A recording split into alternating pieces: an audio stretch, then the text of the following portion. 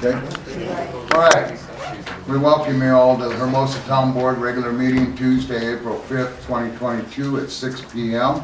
We want to remind everybody, please, that if you're going to speak, to raise your hands as we would classroom style. Be courteous to those that are on the floor or speaking. And we'll appreciate that with roll call. Henriksen. Here. Holsworth here. King. Present. Schumacher. Here. Appreciate everybody being here. We always appreciate the large crowds, so it makes it a little better meeting, a little more interesting. Pledge of Allegiance to be led by me. Thank you.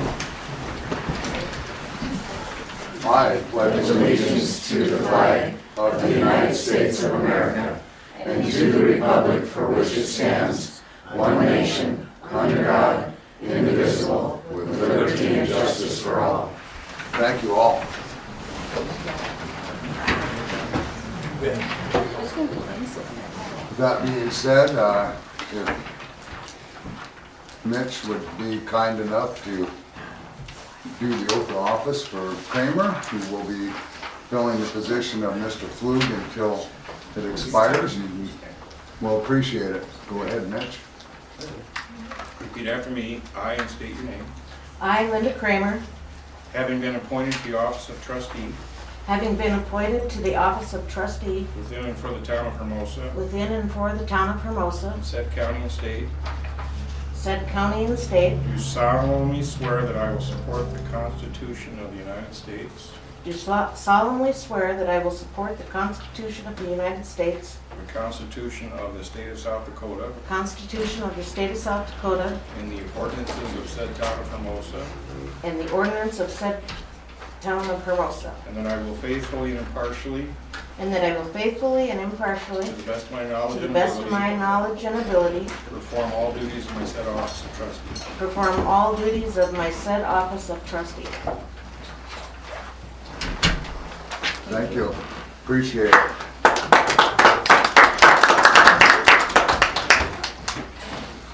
Okay, with that being said, we'll move into our regular agenda items here.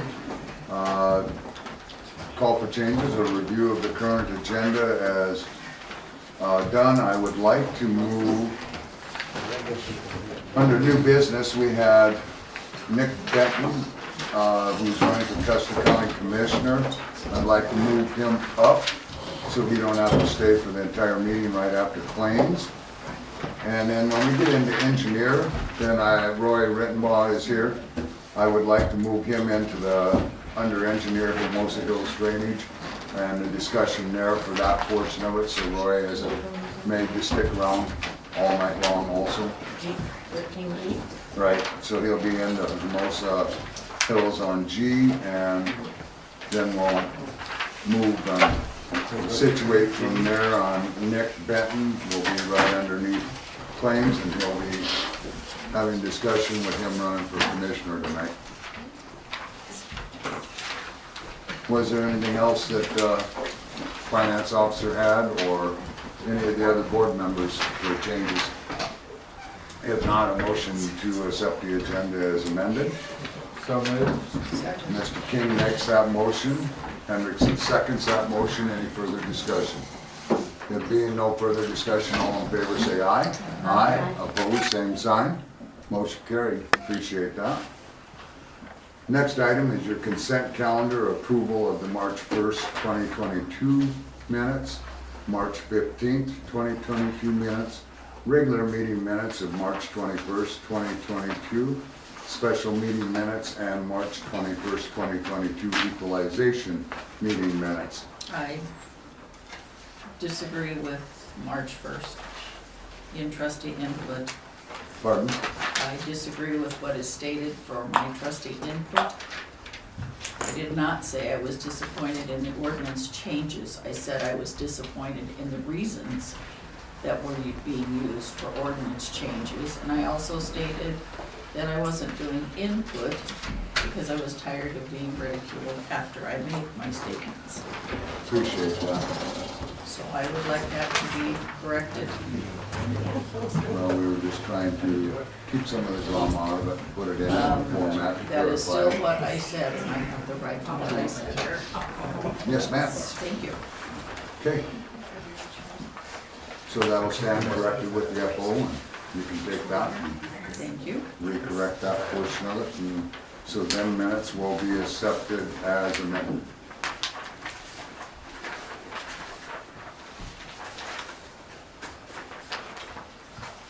Any other changes from anybody? Make a motion to accept all, with the exception of the one being amended. Except for the March 1st amendment? Yes. All the rest as read. Yeah. Okay? I have that motion, do I have a second? Second. Second by Schumach. Any further discussion? If being none, all in favor say aye. Aye. Aye, opposed, same sign. I'll abstain. Thank you, motion carried. Next item is our claims, payroll claims. As you can see, you have a new revised one. Finance officer had changed what we had on, as far as our change order number 1. Other than that, everything else remains the same, and of course the total will be the same on what we have on the bottom. Questions? If not, motion to approve as read. I'll make that motion. Schumach makes the motion, to have a Second. second. Second by King. Further discussion? There being no further discussion, all in favor say aye. Aye. Opposed, same sign. Motion carried. Thank you, board.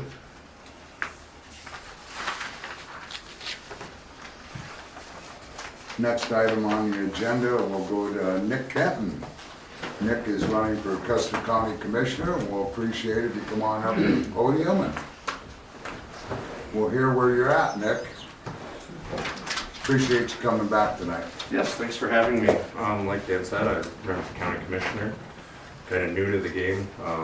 Just want to run my campaign on honesty.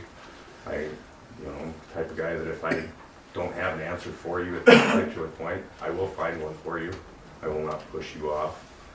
I do kind of see where we do have some issues in the county that have kind of been shoveled under the rug just because they don't want to deal with them, and I'm willing to deal with these issues. One issue I see is the meetings that they have, they're not recorded. I mean, we're in the day and age now where you can do Zoom meetings, you can do anything over video conference. So I want to make that one thing that they do is that make them accountable for some sort. It saves everybody time and grief as far as I'm concerned. So I just figured I'd come down and see what anybody had questions for me and kind of make my statement and let everybody know that I'm here. I want to make the county one whole unit. I don't want to be, Hermosa and Custer. I mean, we're all part of the same area. So I want everybody to be able to come to the meetings and know that they have a voice and that their issues will see a light, not just shoveled underneath of something. So I guess if anybody had any questions for me, I'm willing to answer. Does anybody from the board, first off, have questions for Nick or anything asking him of any situations for his platform or what he's running for, or views, feelings of what you've seen in the previous commission meetings that may be addressed with him? How long have you lived in the county? I've been in Custer County for 13 years now. So it's, as far as I'm concerned, it's a beautiful community. I mean, everybody, your neighbor is usually somebody that you can rely on. Most of the people I've run into since I moved up here have been, they're willing to give you the shirt off their back if you need it. So that's the type of community I like being involved in. So. Family? My family's been out in western Black Hills since the 1800s. And my great uncle was a county commissioner back in the 80s, so Nice. kind of like to know that I have that kind of a following, I guess. Wife, children? I'm married, and we have 4 children. Nice. One grandson right now, and granddaughter on the way. I just found that out last week. So Congratulations. thank you. Well, that's a good situation on that, to have some family roots into the family. Yep. And likewise in the community and the county. Yes, I just want to make a difference for them. They're the ones that get the end result of what happens, basically, is they get to see how things move and transpire, so I want them to grow up in a community that, you know, they're welcoming and want to be part of. Correct. So, Well, we've always tried for purposes of a strong voice over here, and I think we've made more amends in this last year. Yes, ma'am, I'll come to the crowd here after a bit, so please be patient. But we made amends with what we've accomplished with the county, trying to get rid of that division also. Yep. And I think our big amends is that we worked with the library over the years here with free rent, to be able to have that ability for that, and then they pay the overhead to librarian, to Yep. have them in our community for a library over here. We've worked with them now on law enforcement, where we have a contract with Custer County for that portion of it to do the law enforcement. We've worked with them also now where we did the trade for the fairgrounds down there because of their abilities for more grant, more revenues to support the fairgrounds and to bring that to a better level, to try to bridge that gap on that portion of it also. We just applied with the WRT with their last ARPA funds to work with them on that side and do our WRT program, so we'd have more funding towards that, and we had good support through that from the commissioners and presidents that there are there now. Yeah. And that's what I would like to continue, is being able to support not just Hermosa, but Fairbury and Buffalo Gap as well. I mean, correct. We're all one area, so. Yeah, well, and that's what we work towards, trying to get that gap smaller Yep. as we go through it. And with our commissioners having more representation on this side has always been a good situation for us. We need that Yep. representation. And that's what I want to do, is make sure that your voice is heard on that side over there as well. Correct, So- correct. So that's huge for us. I mean, the school has been a big growth factor for us on that side of it, so that part's been good. We always appreciate all of that stuff. Anything further from the board members? I was pleased to hear when you said Zoom and using those types of communications. I think that's something we all need to look into. Yeah, my and thoughts are become more educated with. I mean, it is a trip to go to Custer. I mean, it's a beautiful trip, but trip nonetheless. So if it can say, you know, with the price of fuel these days, if it can save you a few bucks to not have to drive there just to be at the meeting, if you can sit and watch it, that's you know, we're in that technology area where why not utilize technology? Exactly. So I'm glad to hear that. And I think on the other side of that coin too, that's brought up about Zoom is that you're elected by the people. And the personal representation at their meetings is very important. And yes, sir. you get a lot of that discussion also. You know, you look at every community, whether it's City, Rapid City, to Hill City, to Custer, to where we're at, Hot Springs, Keystone, New Underwood. I mean, it's endless, and every one of them have personal representation. Yep. They use the Zoom for purposes more in emergencies of finding that, and for elected officials out of here, Yep. or places of that nature that aren't able to come down. DA and an R is a big one that have representation. Highway Council, DOT. You know, I see the purposes of that, and education purposes. Yep. So, you know, the personal representation for your public, I have always felt is a very strong point. And that representation and commitment that you've made is an effort that I feel each member needs to make on their own personal representation, so. Yes. So there's two good sides to every portion of that story. Yes, sir. So,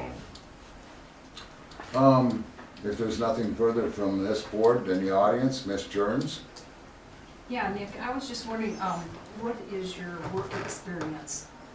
currently I'm working for Custer Heating. I've been there for 5 years. It's a phenomenal way to get involved in the community. I mean, I've had people that have stopped me and asked me simple questions of, you know, I'm on a limited budget, what would it take to get my furnace fired up? And usually it's something as easy as a fuse. I mean, I try not to take out, you know, rob the hand or bite the hand that feeds me, but if I can share some information with somebody to save them a few bucks in the long run, that's what I'm gonna do. I mean, I like helping people because the return is always great. Yeah. So. You don't have any construction experience or? I've been doing construction since I was 15, so we're going on about 25 years that I've been in the construction field. Whether it was from framing houses, digging ditches, all the way to concrete, roofs. I mean, I've been dabbled in a little bit of everything over the years, so. Maybe you can get us some paved roads. That is one thing that I've heard a lot, is that we, out of all the counties in this state, I believe we have the most gravel roads. And I know they do their part. I was just at the meeting last week, and they said that in a dry year, there's not much that they can really do, which I understand, you know. Nobody else wants a fire any more than me. I mean, I've had enough close to my house that really made me nervous, so. Right. But just being on top of them and doing what they can, even if it's a small amount, would, you know, helps everybody, Yeah. so. Thank you. Appreciate it. Any other questions? I was gonna also ask about education. Have you got any college or? The most college I've done would be related to my HVAC field. I have a couple certificates through extended knowledge, or I guess extended learning through HVAC. I got my high school diploma, which, I mean, everybody needs to have that. That's just knowing that you put your 12 years in. But as far as college, no, I don't have anything in college, just a trade school more or less. What about party affiliation? I'm conservative. I'm leaning more towards the conservative. I just kind of feel that, you know, what I believe in is what a lot of people in this state believe in. You know, it's family and community is what I see as a conservative. So. Anything further? We appreciate you coming tonight, Nick. Well, I thank you for your time. And it takes strength to jump into the political ring, trust me. Oh, it does. It's We I've mulled it over appreciate- for a very long time before I actually stepped into it, but Yep, I feel that the community deserves my chance to make a difference, so. and that's the good thing. I think, you know, it's always been addressed that your heart has to be into the community. Yep. No matter what negativity you get, no matter what responses you get, you strive for that same goal. Yes, And that sir. goal has always got to be forward and positive for the community. Yep. So, Nick, honesty is the best thing when you go in there. Yes, ma'am. That's I try to pride myself in being a very honest person. I mean, I don't want to fill your boots with anything as much as you don't want to fill mine, so. exactly right. Well, we thank you and your wife for coming tonight. We appreciate it. She was unable to make it. We had some family come into Oh, town. I'm sorry. I'm sorry. No. I've been with her for a number of years, so she. Well, we appreciate your coming tonight. And appreciate your time for here, and we appreciate looking forward. If you want to come back to any other meetings, come back in the presentation portion of it. Okay. Take some more in, bring any other ideas. You're always welcome. All right, thank you. And I do have signs that I've been putting out, so if anybody's wanting the sign down this way, I'm willing to bring them down. You can come over to my area. Okay. I can get some name and address, and I will certainly spend a few minutes while I'm there and chit chat, and You bet. Sweet. so, and I'm gonna stick around for a while. Just, I mean, I've got a pad here. If anybody wants to write an address down, I can shoot down. And kind of planned on it for Saturday. My wife found out that Wins Brothers isn't open on nights that you guys have meetings, so. No, come on. I told her that was her deciding factor in not coming down. She goes, no, you got your family's coming in, so somebody's got to be here to open the door. So, and I appreciate everybody's time, and like I said, I'll be back in the room here if anybody had any questions or wants to jot an address down. So, Thank you, Nick. yeah, thank you. Appreciate it. Thank you, Nick. Okay, with that being said, move on to item number 6, law enforcement. We have our Custer County Sheriff, Seth Thompson, is here tonight. We appreciate you being here. Any committee reports or anything that you want to bring forward, Seth? Just the monthly report, as usual, and we forwarded an email copy to that, but if you're looking for a print copy, we can do that. Yep. Got it? Excellent. And just for the record, sir, I'm not the sheriff, so. Just a deputy. It says sheriff on the back. Fair enough. I work for the man. I don't want to be in the paper. I was trying to impersonate him, so.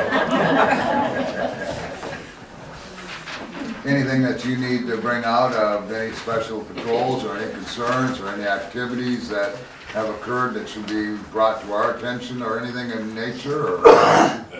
No, sir. It doesn't seem like there's been anything completely out of the ordinary. A lot of the usual things that we come to expect. We've been here quite a bit for school patrol, a lot of extra patrols.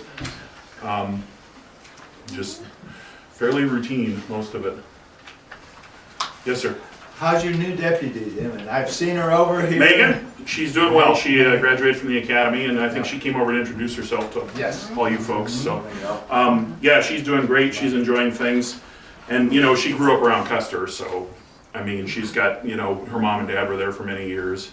You guys remember Gordy? He used to be the mayor in Custer for a long time. So, yeah, that's their daughters. So, yeah, she's doing well.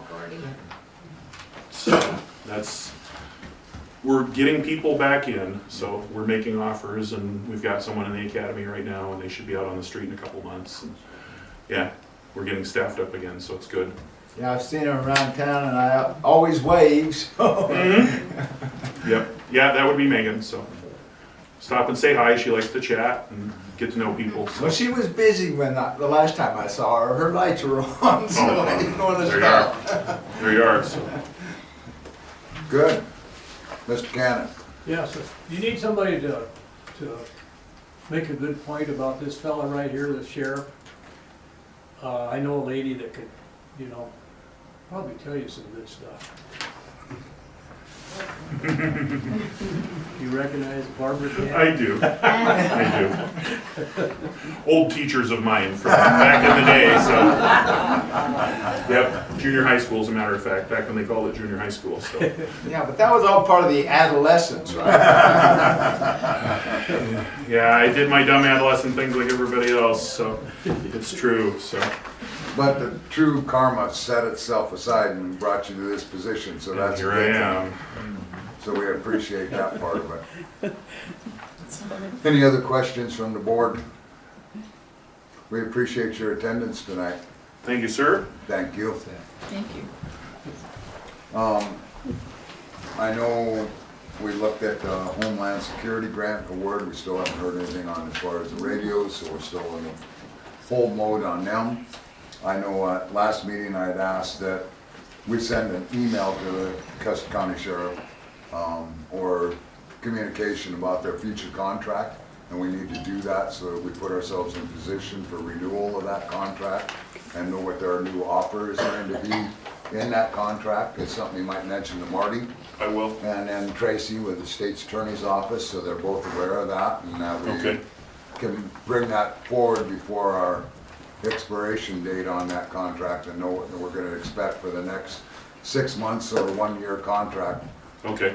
We're in a 6 month now, just to see how things would go, if there's any changes we needed to do in that first 6 month period. And then we felt we would more than likely go into either another 6 months, depending on this board, or a 1 year. So that would be helpful to put that together, and then we'll have the FO send over a letter on that and back it up, and that way then we've got it to where we can have that confirmation and discussion starting next meeting. Sounds good. Sheriff McKaylee also relayed that he can help you walk through the process on the radio grant and kind of, you know, go through the nuts and bolts of that to make that happen. So. And we've been approved, and everything is done on that, and it's just an install into the cards is about all it is. Okay. Have them for a backup until our decisions of what to do or where to go on them, and then have it on stand from there. But we just want to take advantage of that portion of it. So Okay. it just backlog. Everything's back ordered.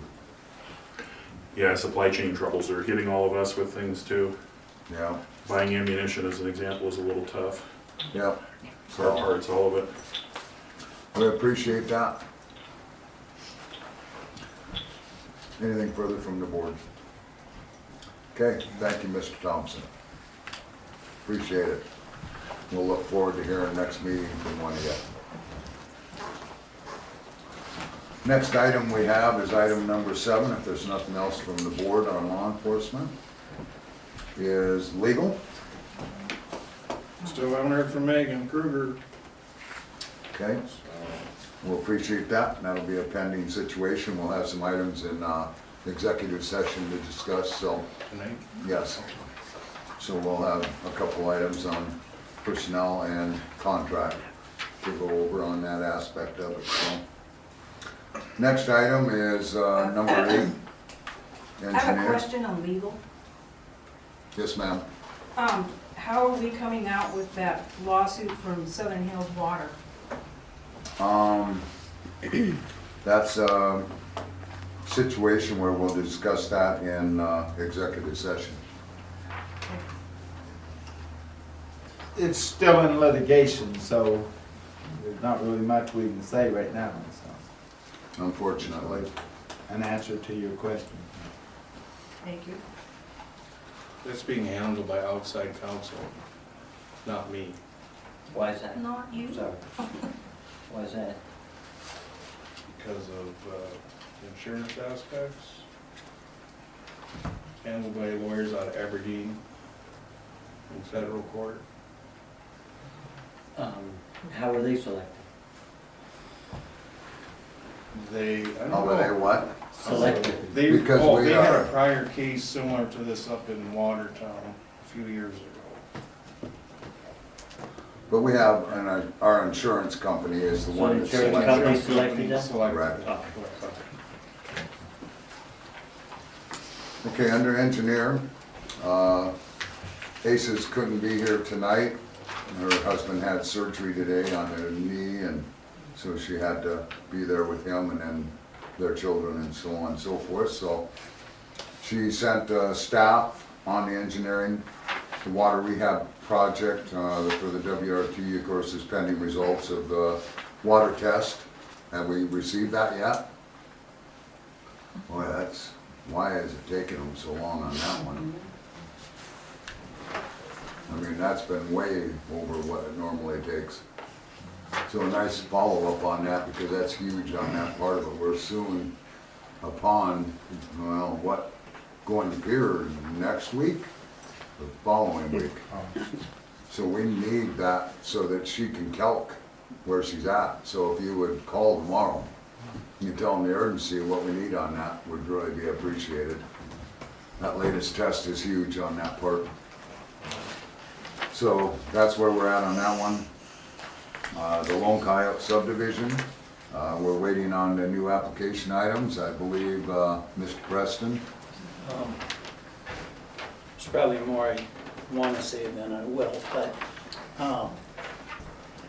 it's nobody's fault in this room, but it's been delayed again for 3 weeks, so. Okay. Not next Tuesdays, but the following Tuesday, P and Z. Okay. So, I did want to tell you that we're gonna do asphalt, recycled asphalt like you did over here. And then layering over that probably of asphalt. Nice. I hope I can, my construction guys will wait 3 weeks, but. Oh, it's, the thing that it's hurting is you for where you're at on your sales and moving forward, so. But to do it right is the best way instead of Yeah. rushing it and putting it. Well, yeah, I think some of the questions that were asked about it from the engineer were very similar to the first go around. Sure. No, we understand. This point, so just so you guys know, there wasn't anybody in here that's slowing Yeah. down.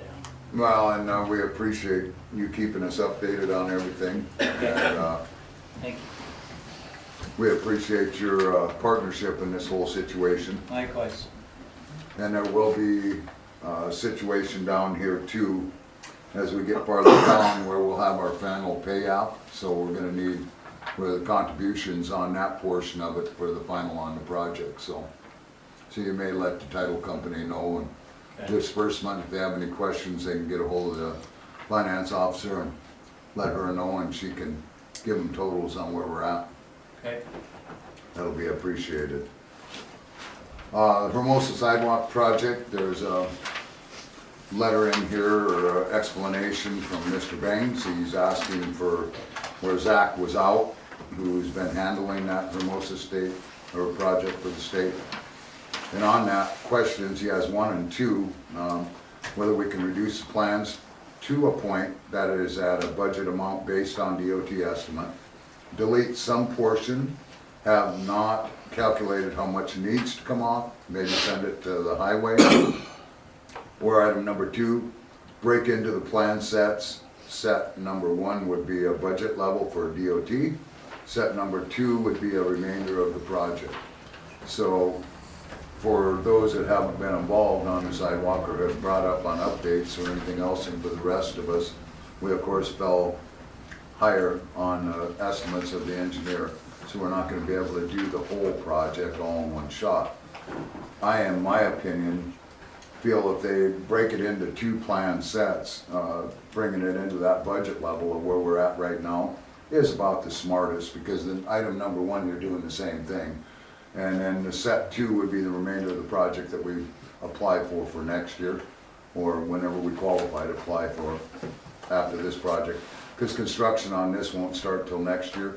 Usually it's a 2-year project before we reapply, as what it's been for the last, 10 plus years that we've been involved with it. So what I need is an opinion or motion on item number 1 or item number 2. I make a motion, we go with item number 2 to break it into 2 main plan sets.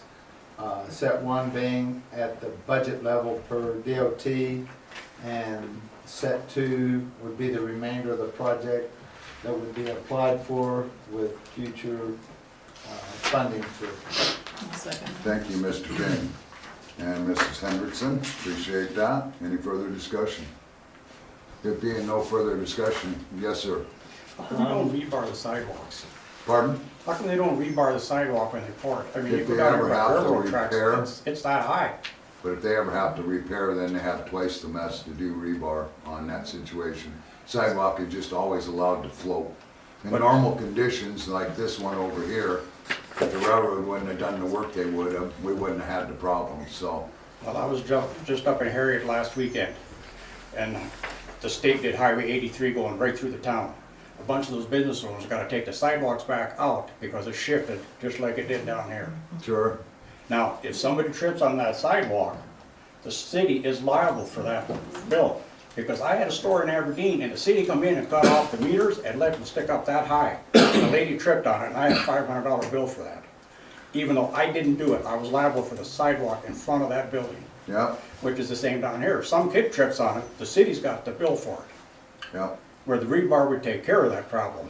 I'm gonna cut it out. It don't take nothing to cut out that rebar. yeah. And No, it it's saves so just much headache. spec. It's all spec. You don't see Specs are made to any, be changed. any city, any contractor putting rebar in anywhere on sidewalks. Not public anyway. We did over here at the museum. We went over Well, and looked you at it, the did. whole city did. Correct, And look at that sidewalk, where we tied the two together, absolutely nothing shifts. yeah. Everything No, stays I'm perfect. on that page with you. I poured concrete for a lot of years too. I get it, but when you're doing state projects, they don't look at it that way, Dan, so. So even if the city bought the rebar, you would not be allowed to put it in there. Not under DOT spec. You know, you gotta follow their engineer spec and do what they are. And we're a little more unique because this is all DOT right away going down through here. So we get the privilege of maintaining it, but they still have the right of way. So there's a different compost there, where if somebody gets hurt, they gotta go after the state. But this sidewalk ain't on state right away. Yeah, it It's on- is. It's all state. I heard it was going down here on the other side of this next block down by the school. Oh, that one, correct. But you're still under state contract. We can suggest it, but, you know. I would strongly suggest it, it's gonna save a lot of headaches down the road. Yeah. Because now, like every town I've been into, if you had a sidewalk in front and something happens to it, the state's gonna come in or the city's gonna come in and say, okay, you're gonna replace this sidewalk. So now if you don't put any rebar in there and that starts lifting, you have the right to go in there and say, okay, this concrete's no good, rip it out and redo it. This way you could save everybody a lot of money just by putting that rebar in. Yeah, And the rebar ain't that expensive. No, we'll ask the question. Yeah, and we have been monitoring those areas down around railroad tracks and working with them, so we have the same problem with snow removal in the winter too, when those heaves come in, so. Yeah, I used to push the snow up here early in the morning so the kids could walk. I ain't pushing it anymore because of that. Yeah. I did it a couple years ago and I hit one up here and about threw my shoulder out. I quit. I'm done. Yeah, it'll put you over the handlebars on Oh, yeah. real But easy. $10 would have fixed it. Well, we appreciate it. We'll ask the question. Yes, sir. I want to ask about the two recommendations you're voting on. Didn't they come from the contractor? And if the state is saying this is what we think the project should cost, and the contractor is asking for more than that, why wouldn't we use the state's estimate to negotiate with the contractor? It seems to me like splitting the project isn't the right way to go. It's going to wind up costing us more to do it in two pieces than the state thinks it's worth. So, and is there other bidders? We already asked that question. We got shut down. By the state? Because it's the state that puts that estimate out. And when engineer's cost comes in over the state's cost, they know where the contractors are gonna be, and we said the same thing. We went after the same common sense question as what you just said, Yeah. and they won't go along with that. That is their situation. It's a state deal, so it's Are they paying unfortunate. any part of the project? Pardon? Are they paying any part of the project? Yeah, it's an 80-20, so they get 80%, so they get a bigger say than what we do. Okay. Yes, ma'am. Is this the grant that you worked on, Joan? Well, get so many years down the road, the prices just keep going up because Yes. they don't do it, when it's awarded. Yeah, it's Or been even the awarded. next year, or the next. When was it awarded? Do you recall when it was awarded to us? This one's been 2 years, so it'll be 3 years when they start, I believe, Wow, and my best guess. yeah. And that's the thing with the state, that's how the wheels turn, every one of our projects. However, this time around, the prices have gone up a lot more just because our economy has, Yeah. been the first one. Okay, item D is the sewer project, lagoon expansion. Of course, on that, it's gonna be also with when we go to DA&R next week and ask for the approval of all grants, loans, on the funding of that, so. Item E, Wait, on the sewer, how are you coming out on that $10,000 a day fine for not being in compliance? that's not what we're referencing here, thank you. That'll be under Public Works, so we'll discuss it then, thank you. What is the date of that meeting? I'll have to look back on what that, We haven't heard yet. It's either the 12th or the 13th, and I actually heard also that we didn't have to go to Pier. It's going to be, well, you do. I heard it was supposed to be like over the phone. Well, you still with the representation with the board there, they always are. Oh, okay, that's, But I the just, more of that's you what on there for personal representation and personal address and with the board members is a much better circumstance. They say you don't have to, but it's better personal representation. Okay, it's either the 12th or the 13th, and we haven't heard yet. Okay, thank you. Item E is the Town of Hermosa Water and Sewer Extension Project. Project is complete other than hydroseeding. The change order number 1 has been submitted for approval, which on that change order, now we approved all of them items on that change order. And this is the final, just saying that it did not go over the change order then? Because every stage of the way, we approved every one of them change orders. So I don't quite guess why she needs, we can make another motion to approve the whole package on that portion of it, but we have made a motion on every item. You have that packet in front of you with the description of every item. that was done on that item. So to reinforce for her purposes that it is complete and stayed to its number, as the designs and what qualifications were on bid prices, I will accept the motion to finalize that. Change order number 1. So moved. Mr. King makes that motion. Do I have a second? Second by Kramer. Any further questions? Discussion? If not, all in favor say aye. Aye. Opposed, same sign. Motion carried. What was that, sir? Was that change order, was that the one that had to do with the driveway in Heartland storage? Correct. Why did we do that? Why did we widen the drive, why did we pay to widen the driveway on a? For the easement of the property, where the easement was of Dollar General. So that was in lieu of cash for the easement? Correct. And it was a cleaner, straighter crossing. The way it was before in design, coming through the easement we had beside Dollar General, there ended up where there's a fiber line, a secondary power line, and another utility in there also with Southern Black Hills Water right along the edge of it.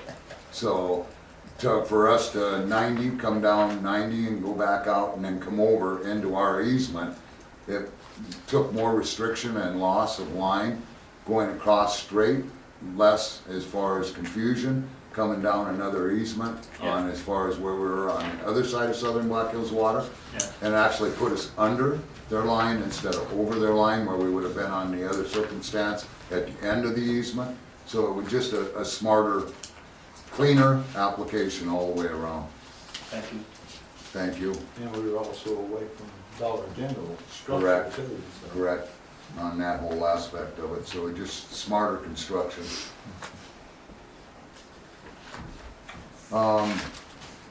Pay app number 3 has been certified by ACES and followed through on, so we're good on all of that pay app. I don't believe we needed any motions on pay app number 3, that was all satisfied. She asked for approval for that. Okay, so then that one with her photographs that you've been receiving and getting are all satisfied on that one. Motion to approve pay app number 3. I'll make, Hendrickson makes the motion. Do I have a second? I'll second. Second by Schumacher. Further discussion? Being none, all in favor say aye. Aye. Opposed, same sign. Motion carried. South Dakota DA&R, no response following additional information provided on March 15th. So we're waiting for that on the plans of that portion of that DA&R. That was on the sewer line. The part that we're waiting for is that we were turned in, of course, on that application. When we did that new easement, that you always go through a change on the application itself. And that's what we're waiting for on that and their review. DA&R is very slow when it comes back to reviews and submittals on that stuff, so that's what that is, if you don't remember that on that portion of it, board. Item F is the water sewer facilities plan. ACES has responded to all questions from DA&R on that portion of it, so we're just awaiting, like I say, their results. On item G is the Hermosa Hills drainage.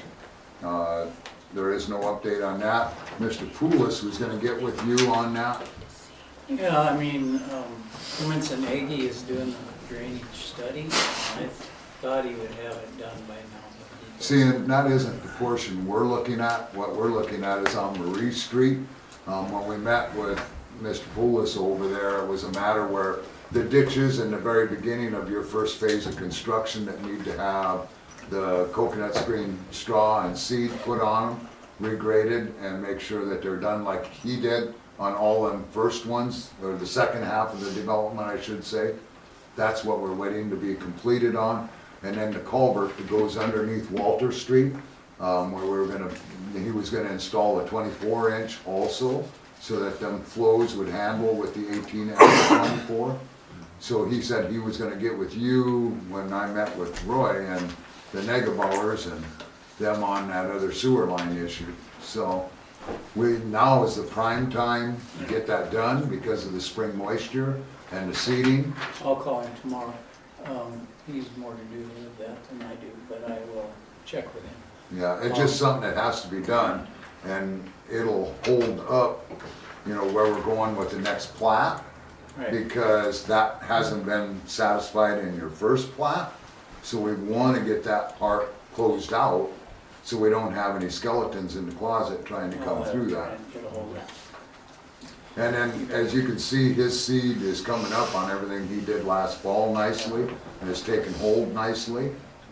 So if you were to take advantage of this cool weather and the moisture, and what we, hopefully we'll get for more moisture, if not, he did the watering of it there for several weeks to make sure that he got seed establishment and germination, so that's what has to be satisfied and taken care of. The next plat will be 30 lots.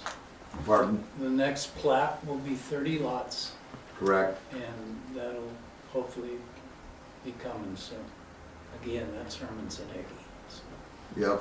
Yep, and that's where we talked about that and talked about the sewer, all of that other, and that's where we're at on that part of it. I'll have Trent touch base. Yes, ma'am. I was just wondering about out there on that, the east end of Marie Street, where all the fill dirt was hauled in. Is that going to interfere with the drainage that goes underneath the highway there and back that up into that development, or? No. Because I've seen, you know, that used to be a wildlife refuge out there, and I don't know how they got houses built at the bottom of the dam, but they did. So, you know, that water can really gush down off those shale hills back behind there, so I was just wondering, you know, concerned about that pile of dirt out there in front, that they kind of blocked off the drainage there. It really hasn't, but they are doing a drainage study out there, and they will have to come through with engineer plans before any of that can be approved. As soon And as that we get takes a- in consideration of that whole back area, because not only 30 homes on that portion, but there's gonna be 120 homes back behind that. So all that drainage is all being considered, and that's what the meetings have been about. Not just that pile of dirt, but everything behind it that's gonna affect everything coming through by the drive-in, as well as the housing, as well as the residents. So that's all being looked at by an engineer and examined. And that brings us to the point where we appreciate Mr. Rittenbaugh being here and discussion of sewer. And this would be a good time to bring forward your opinion on what you got, sir. Well, my opinion is, we just gotta get a sewer in there, but we're not into selling in corners, because it Okay. looks like, you know, slum city, you put two houses on each corner of my theater, Okay, and we just don't think it's a good idea. okay. No, I appreciate that, because that helps us to know that, so we move forward, and to bring the board up to speed a little bit in what it was. I was unfortunate that Schumach couldn't make it, she was at work, and Mr. King had a prior commitment on it and wasn't able to make it, and so it was a situation where Mr. Ferguson was working on water problems at that time and wasn't able to come down. And what we had talked about was that next phase of the development out there that Mr. Poulos had suggested, and Negebauers were there also, and Roy and his son, which I was glad to meet him, and we went through it, that they are looking at one side of the development being developed, and where, of course, Roy's sewer line that we've always talked about comes from, that they were looking at maybe wanting to see if they could get another 40, 50 foot into his theater, which is not an option. Then Mr. Poulos looked at maybe using the two corners to be able to utilize so that they wouldn't lose as many homes in the middle of the second side when they were doing their development as they were coming up, so they would almost jog out where the theater was and then jog back in. And then they talked about doing a buffer of a fence along there if they were able to do that, buying the corners of what Mr. Rittenbaugh and Carl had there as far as agreeing to possibly that idea. I appreciate Roy coming in tonight and expressing that he went back and talked to Carl, and they both decided that they don't want to take and lose them corners on that property. So what it will be is now with the Preston and Rittenbaugh and Negebauers, you guys will have to get together then and make your decision that coming down that one side with the street, you know, we had said that with the city, they would make some concessions with the engineering on it, where they would narrow the right-of-way coming down that middle to make the lot sizes work, if we can meet that square footage of what you guys are, and try to make that whole circumstance work on that situation. And so, I know Mr. Poulos had drafted up on his laptop a map of it, and then, like you said, Hermosa is working on the engineering of that, putting it together with your drainage study and everything that was developed in that portion of the development. So, what it would do is otherwise, his sewer line's gonna have to go clear across into Marie Street from where he's at, and be a lot farther situation.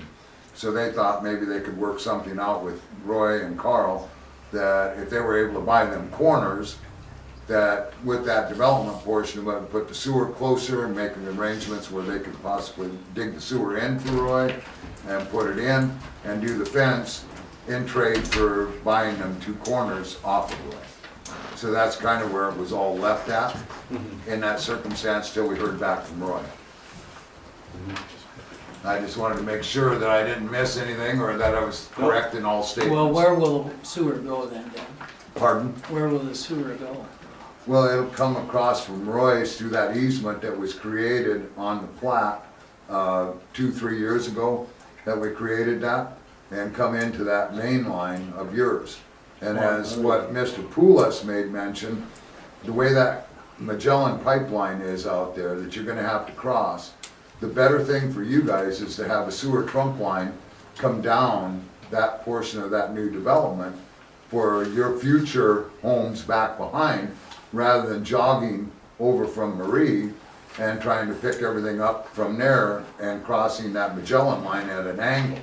So he said the other portion of that development would be smarter to come down that way than it would be the other. And then for access, it would be a matter where we feel that you could radius out down at the bottom and come on to Walter Street and not have the circumstance there where it'd be a problem on doing another access, because they own the land on the bottom of the theater, so that wouldn't be an option for an access. The other access is to go over to Tenaya, which doesn't make a lot of sense either because of what you're gonna have to cross until you go to the back development. Then the back development would work off of that circumstance. So that's where everything was kind of left that day. I guess I'm not in favor of running the sewer across any of ours because Roy has not been very cooperative. Well, it's not, it's an easement already created though. Pardon? It's an already easement created in the plat, so it's already existing. It's just a matter of when that main line was put in is when he would be able to hook in. Not your responsibility for him to, you know, he has to have his own contractor dig it in and tap it in. That's his responsibility. Your responsibility was when you guys put the main line in for that next development, then that's when Roy would be able to tie into that line. So the easement was created a couple of years ago already. So the legal access is already there.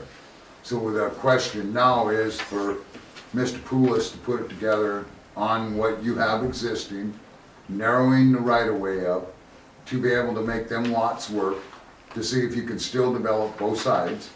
And then we working as what the engineering board said that we would work with you on that right-of-way and narrow that down from 66 foot, if it had to go to 50 foot, 40 foot, to make that happen. We would still have the abilities for the right-of-way, and we still have the abilities for our shut-offs to be in the right-of-way, and have the abilities for you to be able to develop them lots and not have as large a lots. Mr. Poulos said in a lot of the seniors and the people in the affordable housing moving in down there, it's more difficult for them to maintain the larger lots anyway. So he said it may be a better circumstance just to make smaller lots. I'll check with Trent tomorrow. I'll appreciate that. Is that satisfactory to you too, Roy? Yeah, well, we gotta get something done, the state wanted, Right. it's kind of on my case about it, so. And that's why the sooner we can, get together on that, John, if you guys need to meet with us again, give us a call. Okay. And, like I say, if it's this week yet, would be good.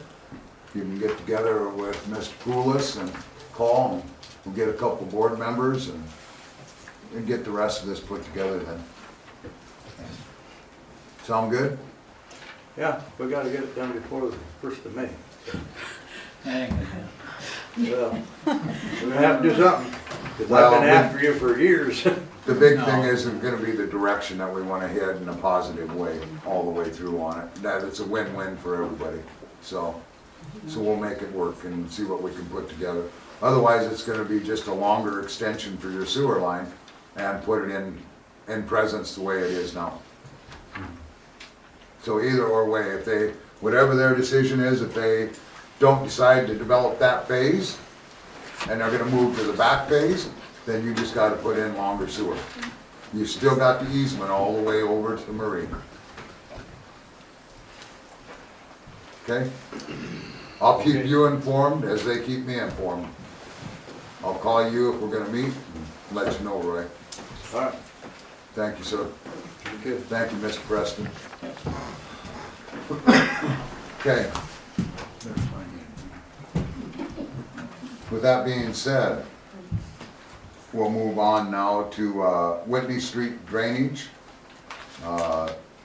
South Dakota Association of Rural Water report. And in that situation, we're kind of on a pending situation there. They were out. They're gonna come back out in 3 weeks, do some flow tests. We learned more in the infrastructure situation of some problems that were developed that we had for pressure situations, and that's been corrected. As far as the Whitney Street drainage goes, she had a letter in here on the Hermosa certificate of occupancy that was stated, where we've had a couple of questions addressed on that,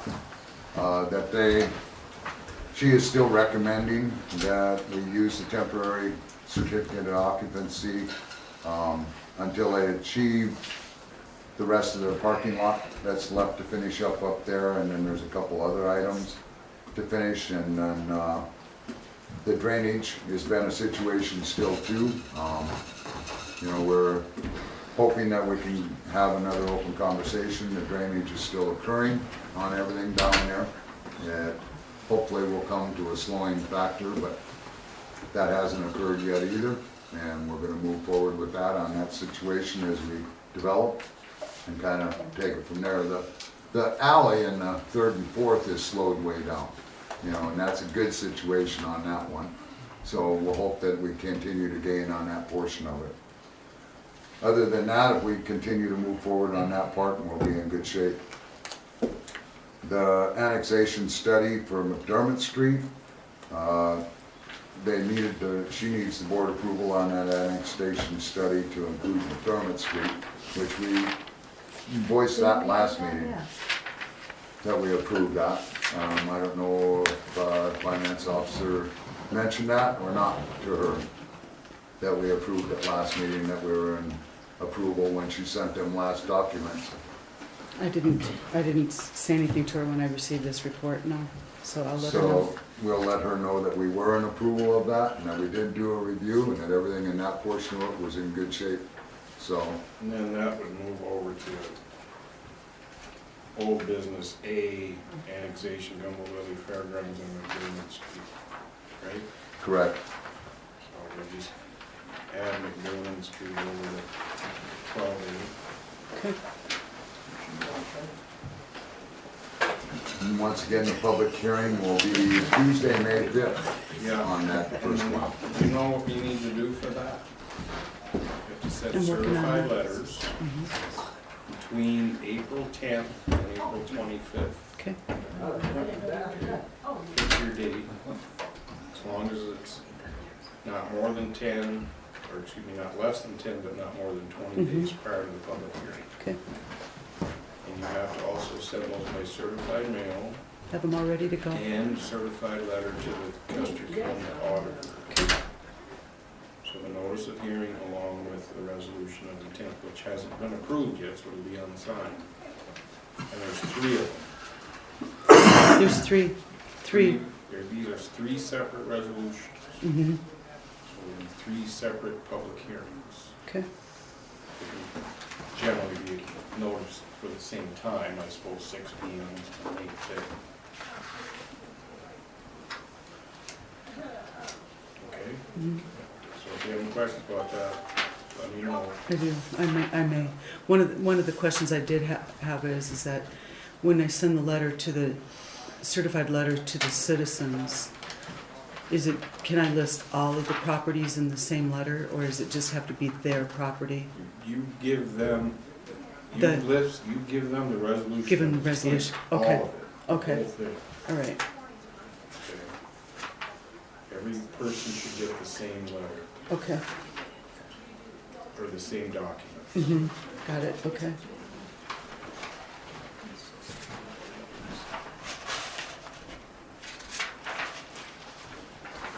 Okay, you got that all straight? Yes. If you have any other questions, do please call in. We'll make sure we get them all out and get that all put together in good order on that one.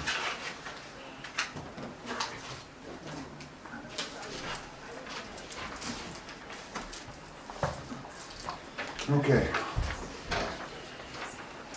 Next item, like I say, I went over the Hermosa School Certificate of Occupancy. Any questions on that one? Okay, so that's it. We'll look forward to seeing ACES possibly next meeting. We can ask her on that certificate of occupancy if she wants to send a letter out to Kurtz and Noggle in reference that our big thing is that the paving and site complete on that before we'll do a poll on the occupancy portion of that. And then continue to monitor the draining. Yes, yes, I have ma'am. a question on the school part of it. On Fifth Street, I know I talked to somebody a while back, they said that somebody's gonna repave, or are they gonna do something to fix Fifth Street from the large We hope trucks? so. You know, there was early on negotiations on it, but at present, we took pictures. They say they'll hopefully come back in and chip seal. You know, but there was 10+ years that we soybean oiled and chip sealed that road that we're gonna lose because there was no other harsh negotiations with it. So we don't know what we're gonna end up with now. It's kind of open-ended. It's unfortunate. Cause I mean, don't all the school people go up Violet and then they go out Fifth Street to, yeah, it's really bad. And does that sidewalk just doesn't ever get used on that road? Except for cars to park on. No, it's like you can't walk on it, it's full of pea gravel and it's wicked to try to walk on. It's been mentioned to them that we'd appreciate it if they'd clean that off because they were the ones that put it on there and we haven't seen that. You know, early on, we tried to get some paving and stuff situated with them and trade for shutting Fifth Street down, and that didn't happen, so. Well, it's just nice because it was one of our only paved streets. So, it would have been nice to have saved it. I agree. So in any essence on that portion of it, we'll have that where we'll do it. Yes, ma'am. This is back with the sewer. I was wondering, isn't there anything, I know there is something that you can put in the sewer to take that smell out, because my husband. We'll address that in Public Works when we get there. We'll address that in Public Works when we get there, under the sewer. Because I know there's something, because my husband worked on sewer and water for years and years, and I know that there's something that. Yeah, that'd be a good question to ask under Public Works. Okay, I'm sorry. Thank you. So, engineering done, item 9 is planning and zoning. we'll state where we're at on this. You have their P and Z March 22nd, 2022 minutes that are listed there. Everybody had a chance, I'm assuming, to review them. The item B was the 2022-02 subdivision plat application for G&G Development, Walnut Grove. It's still pending a revised staff report from ACES with recommendations. I don't know if any of my comments ever got carried through either. They still have this listed under R2 zoning. So we're gonna get down to the end and he's gonna want approval and we're still gonna be sitting on R2 zoning. I know I mentioned it to Jill and I've mentioned it, I think, to Gail too, that we should probably look into it. There's been an issue with that. I mean, and we had an issue with it, with that house that was being sold by Haas's. I think it was Haas's house that was gonna be sold, that the bank said that it wasn't zoned correctly, and I thought we had it all corrected. Well, I'd asked to send an email to ACES to ask that question, because it's still showing that whole area R2, to make sure if we need to just do a map correction, or if it correctly did get changed in the proper format, so we don't have that all catch up to us and then get down to the end and then Haynes goes to sell individual lots and they have title problems because it's zoned R2 instead of R1. So if we could, please send that on to ACES, let her be aware of it, and that way we address it before Mr. Hunsaker comes back in. He actually wants, this is supposed to be approved tonight. It was approved at planning and zoning. What? See, under the staff report, it still also states that in here, as she puts it in her staff report, under R2 and the conditions of R2, under the conditions of a mobile home park, on the approval, every bit of the staff report reflects R2 zoning. So I guess I have, you know, even on her very last staff report page, under 15302, new mobile home parks. I mean, none of that was addressed or brought forward as I brought it forward last meeting. So we're in a circumstance where if we go through and approve this under mobile home parks, we're approving it under the wrong zoning.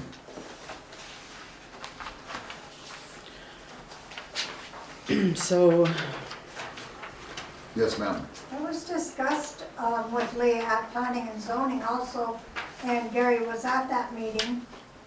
And she was gonna check on it, and we asked her to get back to the board so he could, you know, move forward. So I'm afraid we're gonna have to leave it pending until we have that item straightened out, and as much as I hate to do that, I'm not gonna have it approved under false. Is this set of lots R1, this set of lots were R2 It as a shows it all buffer. R2. That's what's unfortunate.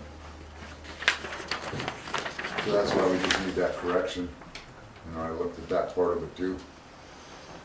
It's all been stick built, it's all been followed through in that circumstance, and the buffer was to be there when we originally did it, from the mobile home park to a double wide to a stick built.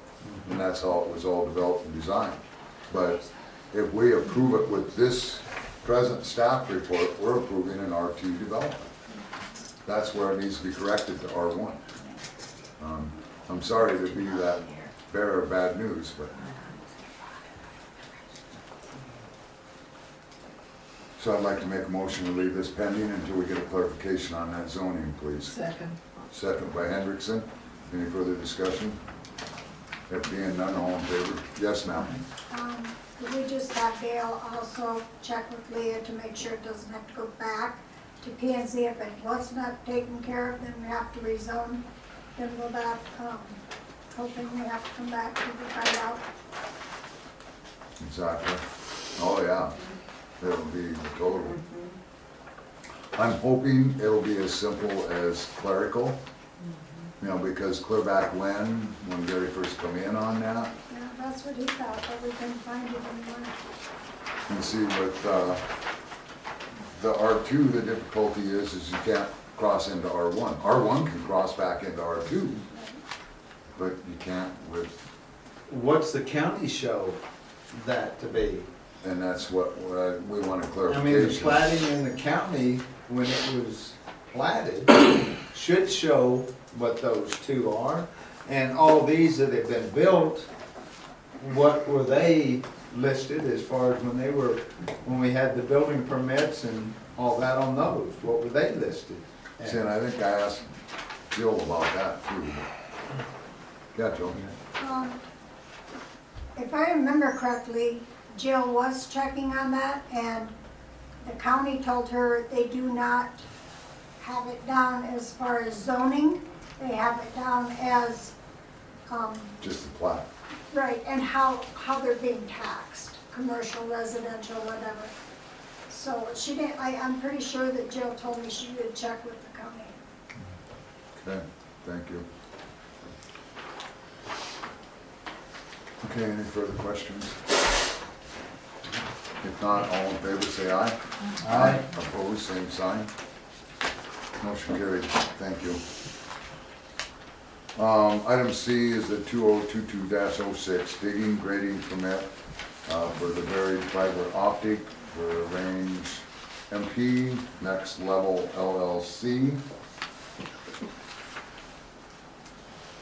And there was a report in here as far as what Jill had reported. All it is fiber, no requests, no inquiries, no situations.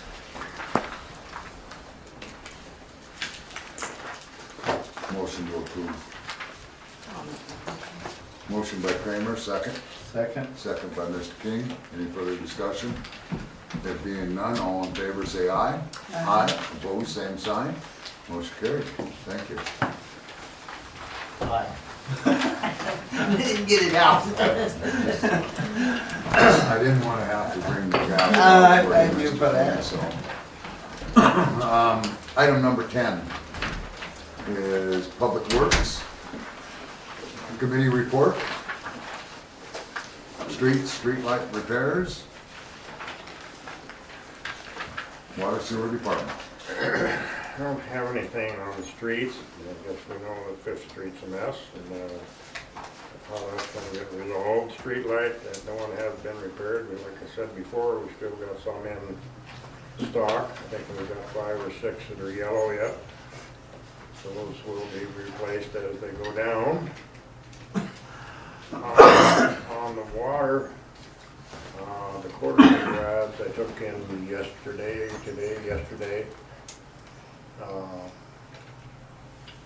for 0145. So that is our quarterly on those. I checked with them and they are not confirming a rad test that was done on 2268, which is the one on the hill. Weather permitting, in the next 2 or 3 days, we will flush that well. We have to direct it to the west, otherwise it's going down through the culvert that crosses Highway 40 and goes into the new seeding project. So that water is going to have to be directed into the state right away, which eventually goes down and comes out in the same area down here. So that rad will be retested, unfortunately. They did not accept the one that was done in November. If you remember, there was a mix-up in the 2 samples, and they would not allow us to use the November one, which was not a quarterly sample, wouldn't have been done on November 5th as a quarterly sample. So we're just gonna have to retest it. So we'll have to divert that water, try to divert it somewhere else besides down into the pond. So it took them this long to tell us they weren't gonna accept that test? Yep. Because we'd have known that right away, with where we were at, we could have had that, so we wouldn't be waiting for this engineer's report, is what's sad. That's correct. The samples have not changed. I mean, when we've taken the ones before, you know, it was reduced, but we're still in excess on the last reading, the last sample that was taken. I mean, the WRT is designed to go higher than what we are, so I guess I can talk with Leah a little bit about that. I mean, that's where that's headed. I mean, if we know what they are. So, Well, we just didn't know with the re-drilling, the re-opening of the zones, that yeah, maybe our that differences that in levels sample- now. That sample was taken and was recorded, and so we know what it is. You know, but if they're not gonna verify that, then we'll have to resample, and well, we got to direct the water someplace besides where it would normally go, and I think that's gonna be to the west over the hill. When we flushed that well before, during the construction of the, we ended up flushing it that way, had to put a spreader there so there was not a huge amount of erosion. We can't flush it to the south, so that will be addressed this So week. we'll let ACES know that she's gonna have to judge off of the last test that we had for that They haven't WRT. changed, I mean, that's what it is. I mean, it'll confirm the exact same thing as what's on that last report. Further, I have a 1 question. minute, please. I have a question for Chuck. Did you get our meter fixed, our water meter fixed? Because remember, we only used 120 gallons last month? I noticed that. Did you get it fixed? We've 'Cause got I ain't three- paying over. We've got 2 or 3 that Huh? are, we've got a couple more on the list besides yours. that Oh, need to be okay. corrected, so I'm gonna do that in my spare time. I'm gonna be on your butt until you get it fixed. Yeah, yeah. Okay, on sewer, I've had several conversations with Piers. CMOM is completed, and they're on board. I mean, we're not, hopefully they're back in compliance.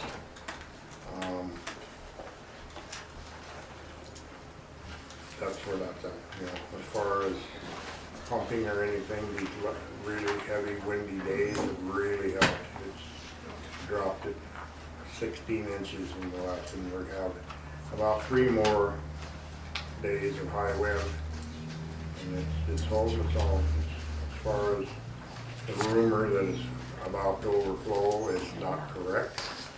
I mean, it's got a lot of capacity there yet.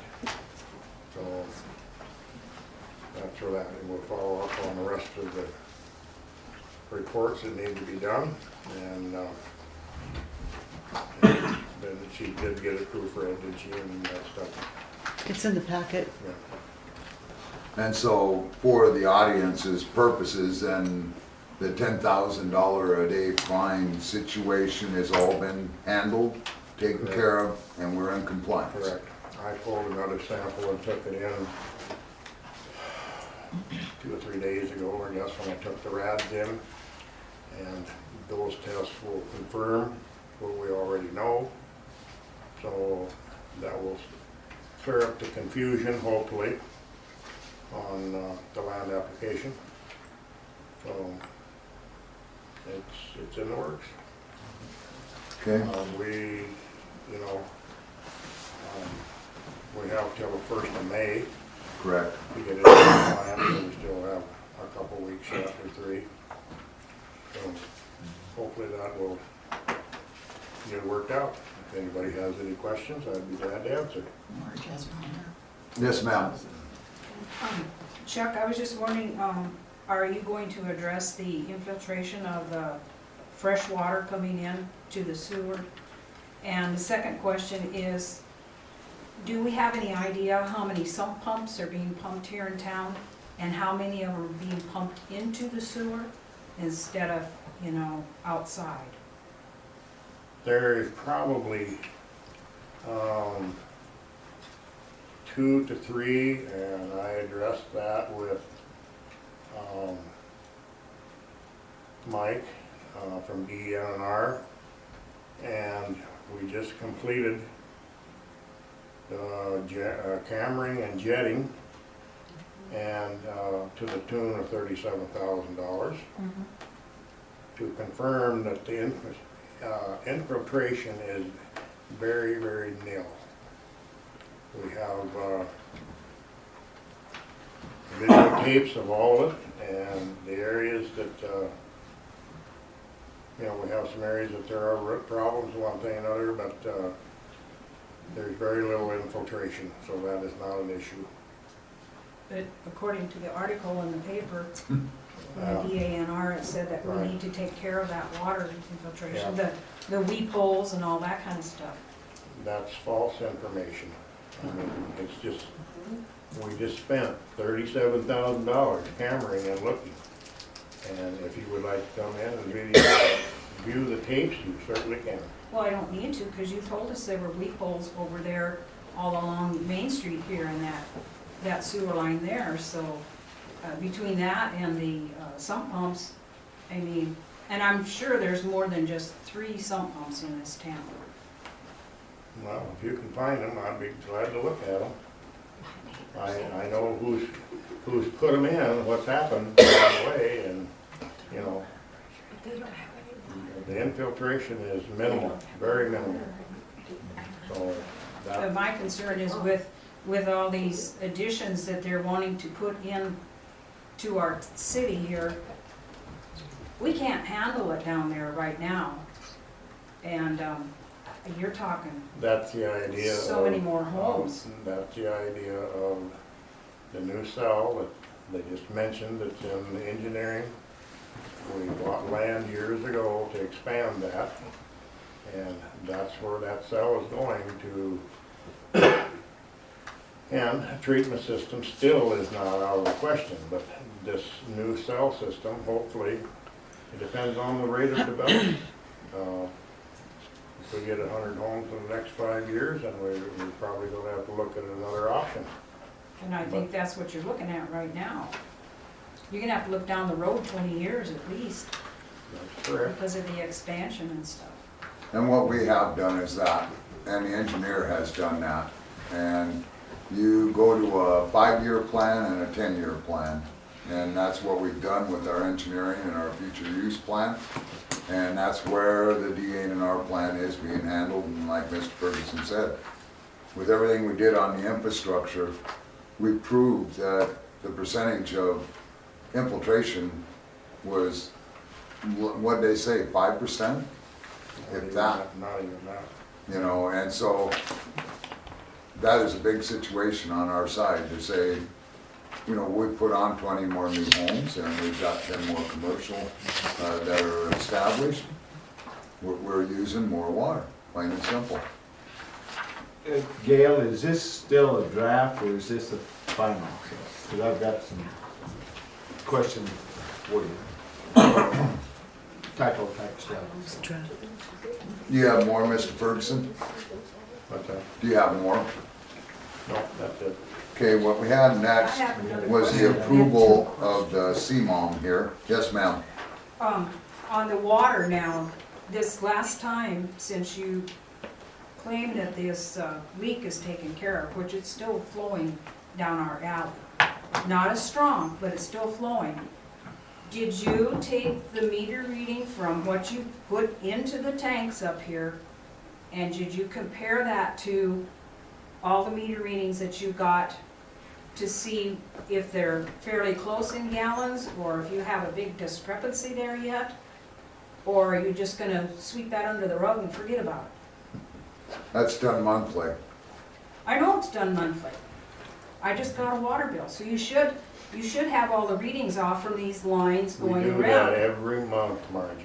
There's a water loss report done every month. So what was our water loss then? It hasn't been done this month yet.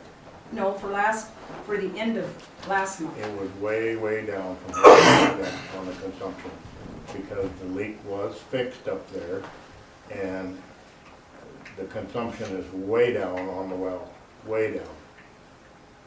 But, so next meeting, could we have a report I sure of will, what the gallons are that we're still missing? sure will. That we're still missing. That, the loss. The Oh. loss that we're still missing. Yeah, and that report, once they generate it in the office here, after the billing, will show us our percentage of loss on that versus the readings. And South Dakota Rural Water is also down here monitoring and looking at the readings where Mr. Ferguson daily is doing the booster station readings, the pump house readings, and then on the monthly, when the meter readings are done, the girls calculate that and then put it all together to find out whether our percentage of loss is at 10%, 11%, 12%. So that's how the calculation will be abbreviated and shown. We're allowed approximately 15%. So, 15% of 2 million gallons is 300,000 gallons that you're allowed. So, we'll find that out when we do our next report. Thank you, Mr. Ferguson. There has been some other leaks in some other systems that are outside of town that have also been corrected. But the meters will be done. We've had some problems with the software, as you're well aware of. And so consequently, we're going to do those by hand. Again, that does not get done until around the 20th, after all the meters are read. Thank you. Yes, Just want sir. to clarify that point with the $10,000 fine, because it sounded to me like you said it's all cleared up. But it sounded to me like you were said it's hopefully all cleared up. Is there anything outstanding left with the state? Are they waiting on us for anything, or have they officially sent an approval letter or whatever they do in this? You talked to him, Mr. Ferguson. Yes. One of the guys that was a key player in this has not been in for the last week.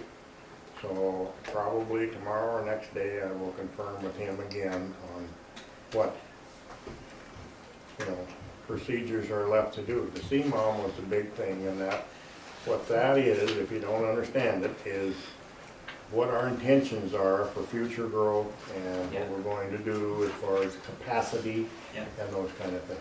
So that has all been addressed. There was a guy here, as I told last time, there was a guy here that we did 19 pages, and he turned that in to Pierre, and there was a follow-up of 16 or 18 pages, Gail, on this particular one that they have here, and the fact that they're aware that we had bought land years ago for this expansion.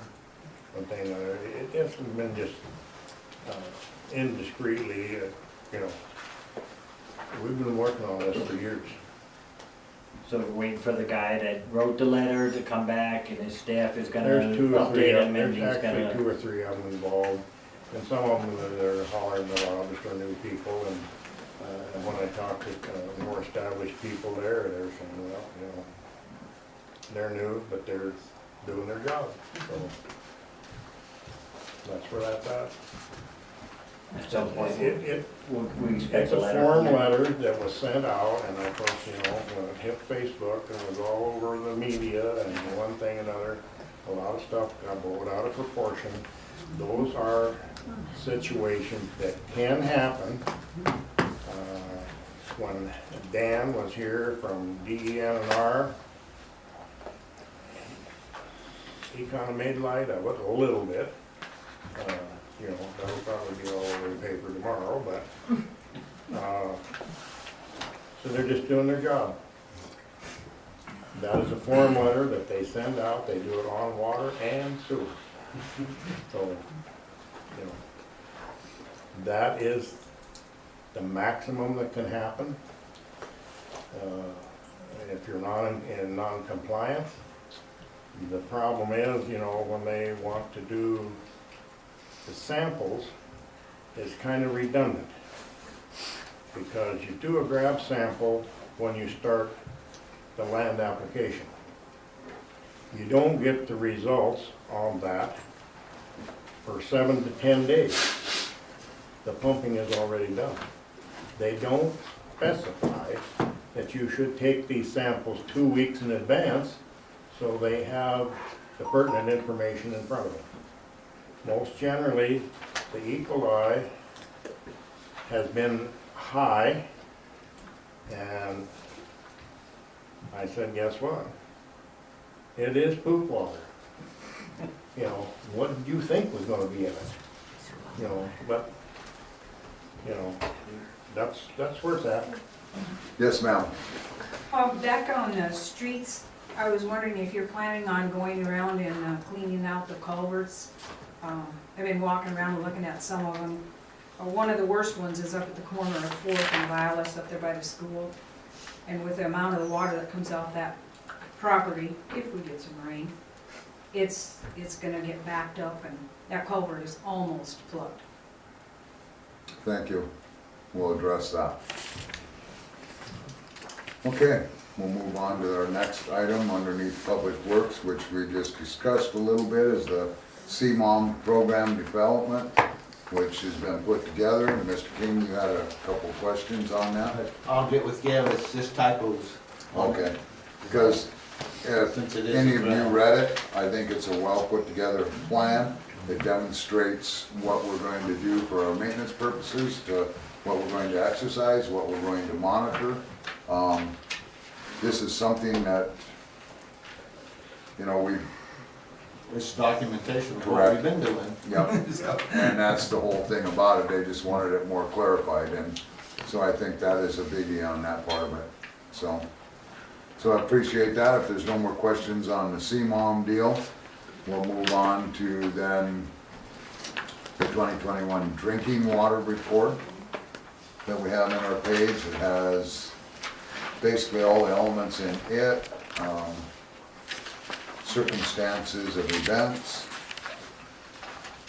where we're at with all of our levels, and everything is in compliance on everything we did with that. Once again, as what Mr. Ferguson said, these are reports that are a yearly deal, come out for the testing portion of it to explain it, put it into format on where we're at on that drinking water. The only thing I seen, yeah, we did down on the bottom. So we'll attack that when we get there then. Item G is the booster pump fitting. We have down here for approval for Mr. Ferguson to perform that. Do we have a cost on that and what we're gonna have? Can we get a cost on that? Not really enough, I can figure out something. It's gonna depend, once we get it dug up, what has to be replaced, you know. Yeah, and with this not being an emergency situation, I just thought it would be good to have it where we have a cost estimate on it and know what we're gonna be looking at on that part of it, so we could by the next meeting. Substantially less. So, yeah, maybe just by next meeting, give us that cost. I don't know that anybody else wants to put it out for bid, or just get a cost from Mr. Ferguson. Should have been, have Chuck do it in-house as our contractor. Okay? Public Works. Okay? It is city line. All right, just want to make sure. Next item, is the one where about fell over when we got the cost of the PACE bill on this. I know Mr. Ferguson was gonna call, find out why we were triple what we were last time. We didn't really learn anything at this point, like I said. Everybody seems to be gone, and I don't know what's going on, but anyway, it doesn't appear as though they hit us for mobilization last. In 18, when we had it done, it was like $3,500 mobilization, which was huge to drive 300 miles. but they also gotta go back home too. I mean, they didn't camp here. So, however, we did double the amount of footage looking for infiltration. The year in 18, we did 3,100 feet, wasn't it? We did over 6,000 feet this time looking for infiltration. Even in areas that, you know, even some of the newer plastic lines and stuff, and it just isn't there. Well, and I think as much as it's been advertised on what we were having for difficulties with the A&R and with public concerns, the extra footage, unfortunately, is a horrible situation, but it also proved everything, because we did every stitch of the town. Everything got looked at, everything got cameraed. Two places that were not done was the new trailer park over here. That's all PVC line and minimal, if hardly any trees are in that area. So, you know, that part, my subdivision, that stuff was put in new and 99, I believe, 98, something of that nature. It has been cambered in the past, and there's a couple of areas down there that I want to look at, you know, just for my own personal satisfaction, if there isn't any issues. They're coming back. What's that? Pace is coming back in 3 weeks, you said? Or not coming back? No, they're done. Okay, I didn't know. Hopefully, for that kind of money. Well, then anything else, we would have Roto-Rooter? Yes, we got a bill from them on a section of line over here, which I thought was fairly high. They were $1,100 for one little stretch. Yeah. Between it and Cameron. It would be cost prohibitive, you know, to use them on much. I mean, in areas that, you know, and like I said, so the video is here. We can go back and go through it, and I've got a notebook that's full of notations and what we've seen and footages and that kind of stuff.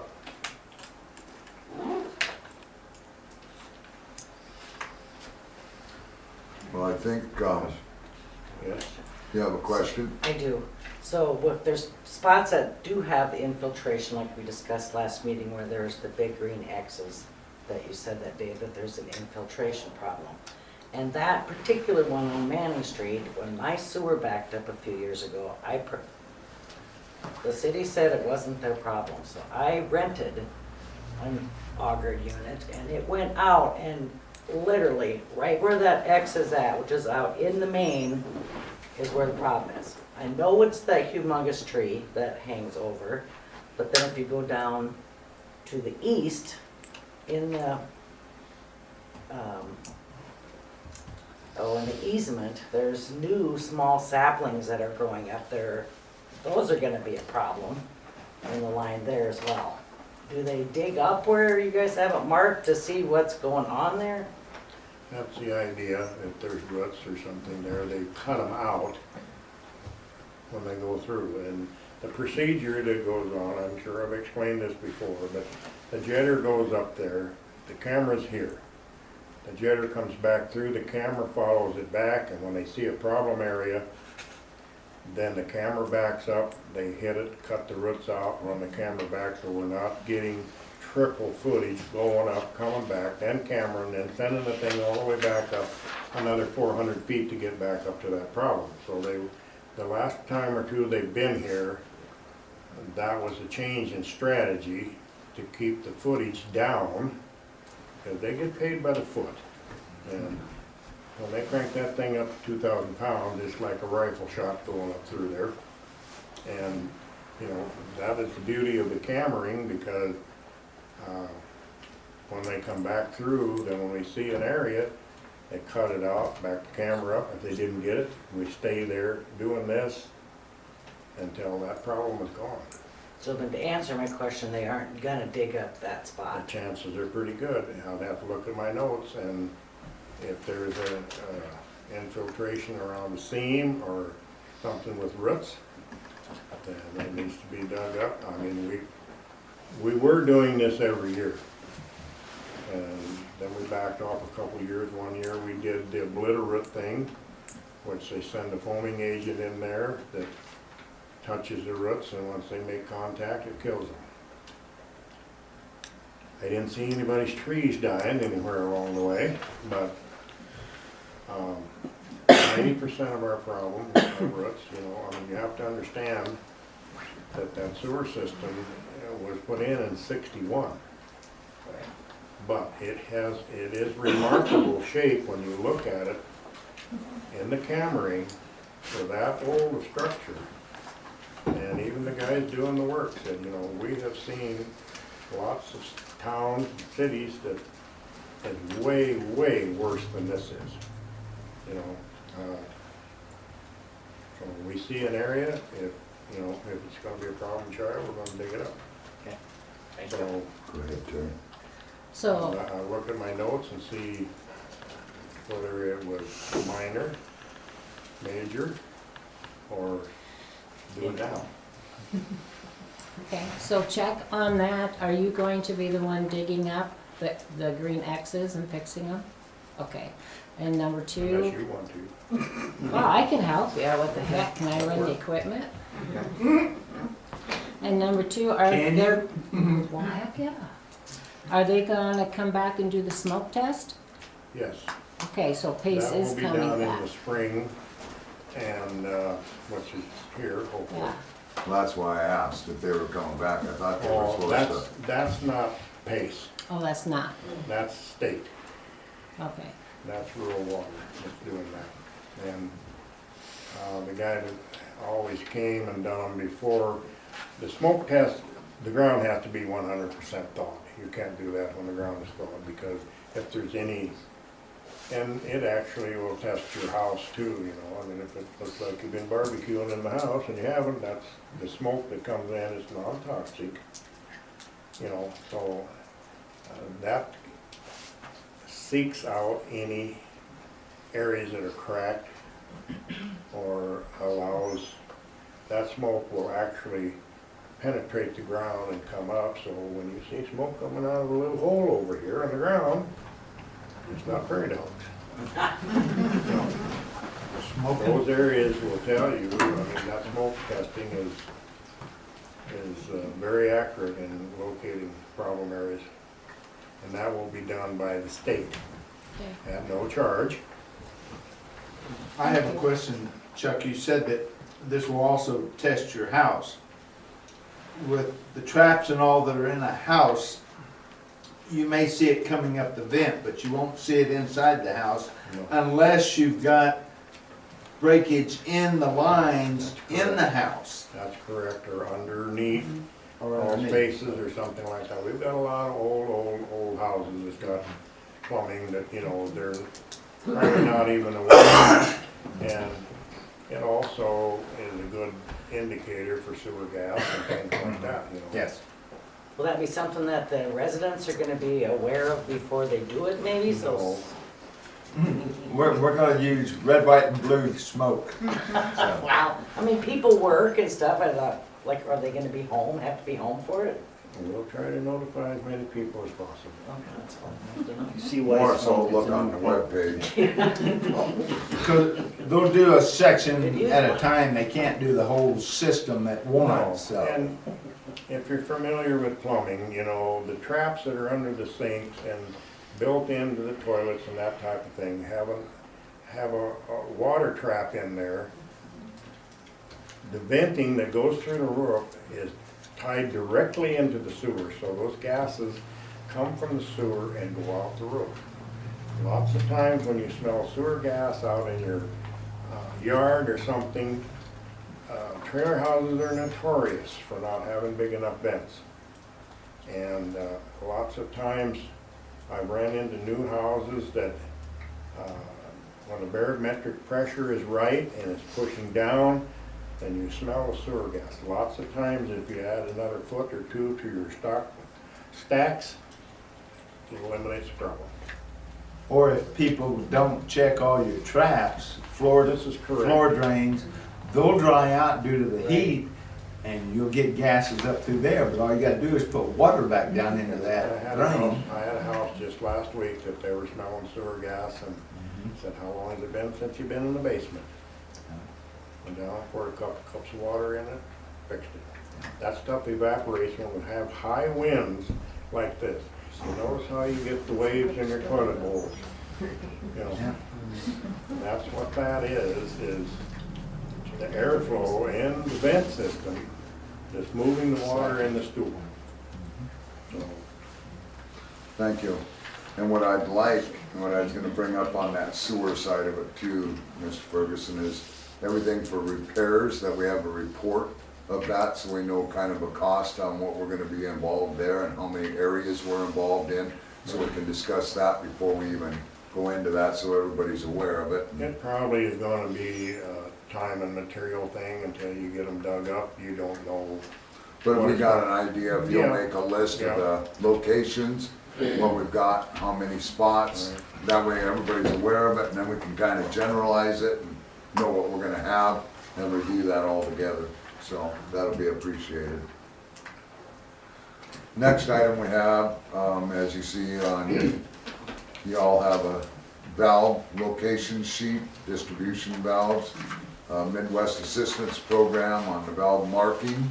Had a circumstance out there where for free, they're offering to come out and locate valves and mark valves. And we have a circumstance where on top of our hill, with that 890,000 valves up there, that would be nice to mark them. They were here a couple of years ago, and when Bernie was on board, we did a lot of GPSing of valves and, locating.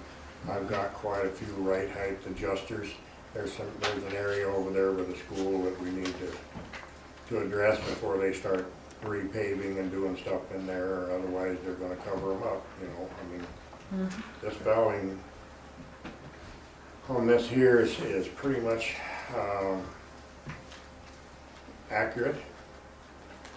We've had to dig some of them up, and I knew where they were at, but, The thing is when we go to do that too, I think it'd be nice for Midwest to come in and we actually describe the valves on the hill, so we know what's there and what we had, so we don't have any more confusion up there.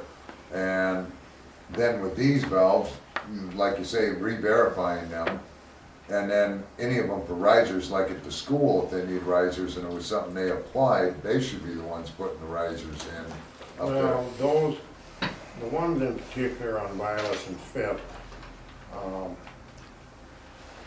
through chipping and sealing and adding and stuff, they just kept getting more and more over the top of them. I can still pick them up, and we've dug them up a time or two and looked at them, and that's another project, and this summer we'll be getting it. It's kind of a catch-22. You get them to where you can see them, and they hit them with snow removal equipment. So they've got to be down far enough that they don't get hit in normal maintenance, but yet not so deep that you can't find them in an emergency. Okay, well, we'll put that list together too, would be helpful for the next meeting, so we kind of have an idea. But it would be nice to get with Midwest here and let them know that we would like some assistance and have them come out. I know you and Bernie spent a lot of time GPS and all of this. This is how this was produced, is off of what they produced. So that way we have an idea where all the valves are in location, and the way they're set up on the GPS, they can go right out to them. And we do have that phone app that Bernie had to do the. I don't have it. It's Bernie had it. We have the Bernie. program. The program? Mhm. Okay. But Was what that- do you want Midwest to come back out and do? Well, to re-verify on it. top of the hill on them valves up there, and we actually locate them to where we have description of what they do. That's the thing that we need to do, is that we need markings, and South Dakota Rural Water made that statement also. We physically need to mark the valves and what they are and what they do. That's what this is. But it don't say, does this valve shut this tank off? Does this valve release for overflow or for flush? Does this valve, the How pump would they line? know that?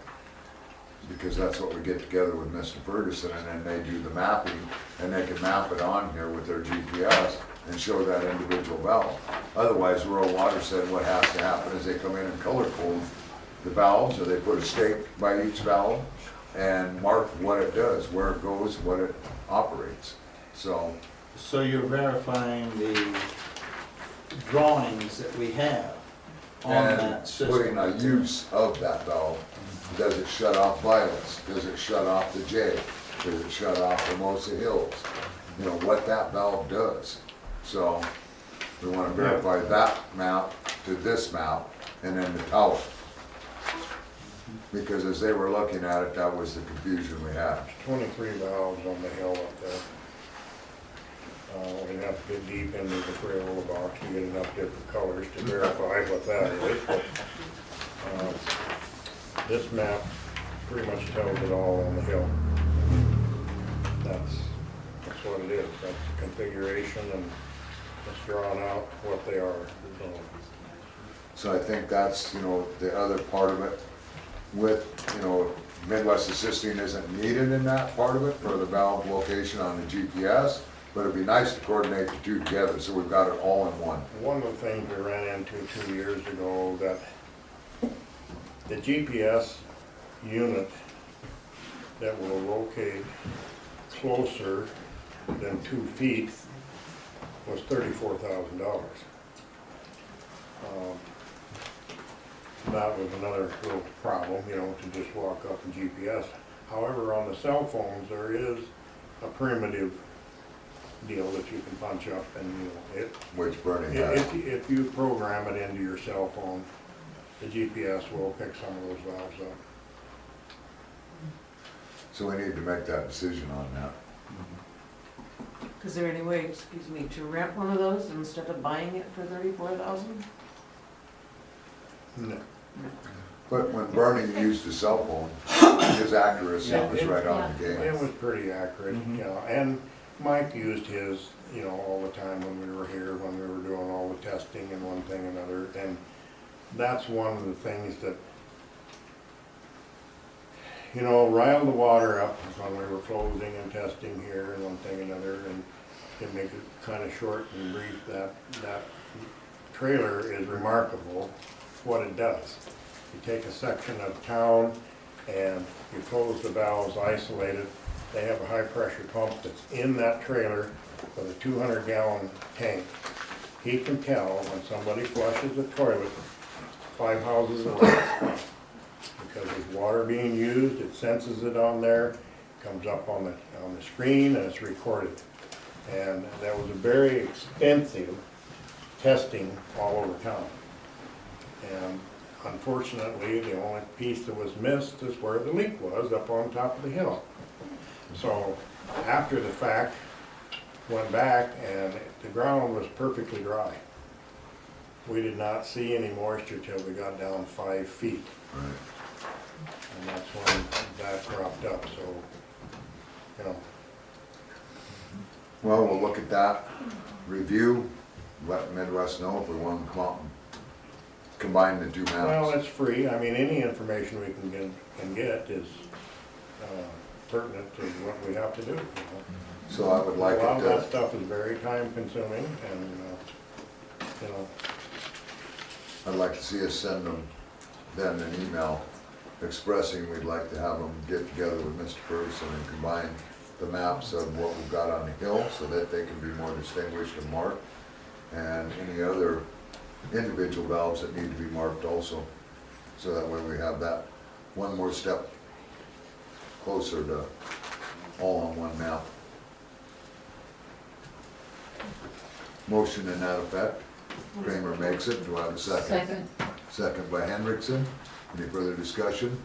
If not, all in favor say aye. Aye. Opposed, same sign. Motion carried. Thank you, board. Last item on there is J, the South Dakota DNR letter, the water and wastewater operation letter. And this basically just kind of covers what we need to do from now on before we do the flushing, when we do the flushing, to bring the public to attention on that we are doing the flushing. With the leak test, it was kind of a quick deal that we were in and we were out.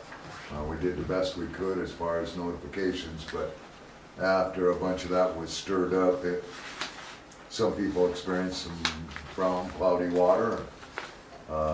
Went through some situations on that, so. You're referring to the letter we just got from. Correct. Well, in defense of that, of course I'll be lying some more, but when they were doing that testing, of course it riled up the water and they had murky water over there, so we went over and flushed the hydrant and got it cleared up. Unfortunately, she was in the hospital at that particular time, so we had contact with one of the sons and said, you know, we need to open that yard hydrant and flush any discolored water out so it doesn't go into the house. And the reply was, you do not have permission to be on our property. So consequently, that didn't get flushed to keep from creating the problem in the house. So, sure. And she was referring to the leak. There was no connection whatsoever. No. Between her having a loss of water. She never has ever been out of water. The leak on the hill isn't even in the same trunk lines of any, has nothing to do with that section of town. Nothing. So she's a little misinformed. That citizen wants to have her water bill reduced because she did flush her water from the sink when it was brown. She let it run for a long time and she has to have her water bill reduced. Haven't seen any form, so we can put it on the agenda to act on it, so. What kind of form do you need? Well, a complaint form, Okay. you know. She just needs to put one in and we'll address it from there and justify how many gallons that she actually used above and beyond the 3,000 minimum. If she flushed it for 3,000 gallons or more, then, you know, it's something we'll consider. So, it's about all we can do. You know, and that's the probably most difficult on a lot of these is that a lot of people don't know the other side of the coin and they only assume one side of the coin and then it gets blown out of proportion. They're so concerned about the cost of the water and one thing and another, and we had a gentleman yesterday or one of the Friday something, we went over and flushed in that area and told him to run the cold water in his sink. He was concerned about his water bill. Well, is that gonna raise my water bill?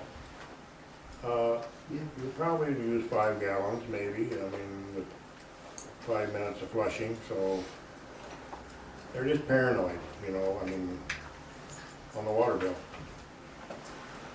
Can I ask you, if you had flushed that hydrant that you wanted to flush, how many gallons do you think you would have flushed out of there? 10 gallons maybe.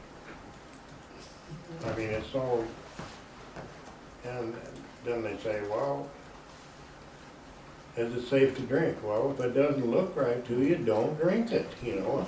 It's pretty elementary. So then my feeling is that if she puts in a complaint form, that you make an allowance of up to, I've doubled it, up to 20 gallons. If you're 20 gallons over the, your allotment, you won't charge you for it. Which would amount to less than 50 cents. Yeah. More like 25. Well, I just think that we'll address that if Yeah. a complaint comes in because like I say, there aren't any circumstances on that. And I If you mean, tell her we- that it would probably only be 10 gallons at most anyway, then she'd probably forget the whole thing. Well, and the situation is, you know, if we'd have been able to flush it, but we didn't have permission to go on the property, so, you know, what came out of the faucet, came out of the faucet. We ran it for 10 minutes and it cleared up and Okay, anything further, Mr. Ferguson? no. Dan, did you need approval to sign the PACE contract? Well, that was something that I wanted, that was my next item to talk about, was the PACE thing. Also, as far as the contract goes, I don't know that we want to sign one yet at this point. I want to leave it pending, because there was a call by Mr. Ferguson into PACE to see about this bill, and even though we went to the 6,000 feet, is there something else? My thoughts are, is we should call A1, even though we went through them circumstances that we did. 2 people have told me now that we should be researching that, and rural water was one of them. And even though we had the They circumstances. may have new owners by now, I don't know. Well, and with the lawsuit, like I say, being in business, if you have bad circumstances that may happen in a bad incident, you don't cancel that customer, you continue to work for that customer to regain the money back, whatever circumstance it is, and that's only just straight across the board on that.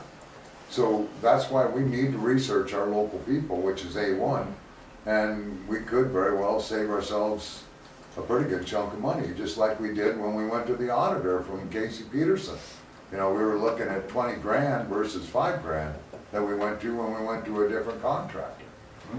We've always got to try to look at that. And like any contract that we've been putting out, we try and get, you know, some bids so that we have a comparison, cost comparison. Whether it's So I'd like to streets or wait until we hear, number one, back on their cost, what they give you for, if there's any circumstances on that for reduction. Number 2, did you all look at that contract, and are you comfortable with what they're at? You know, what their hourly is, what their yearly is gonna be. I mean, they're pretty much saying that's what it's gonna be every time.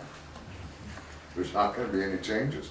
Well, in my opinion, we need to call A1 and see what they're gonna do. See if there's any other options. Unfortunately, there's a very, very select few that do that.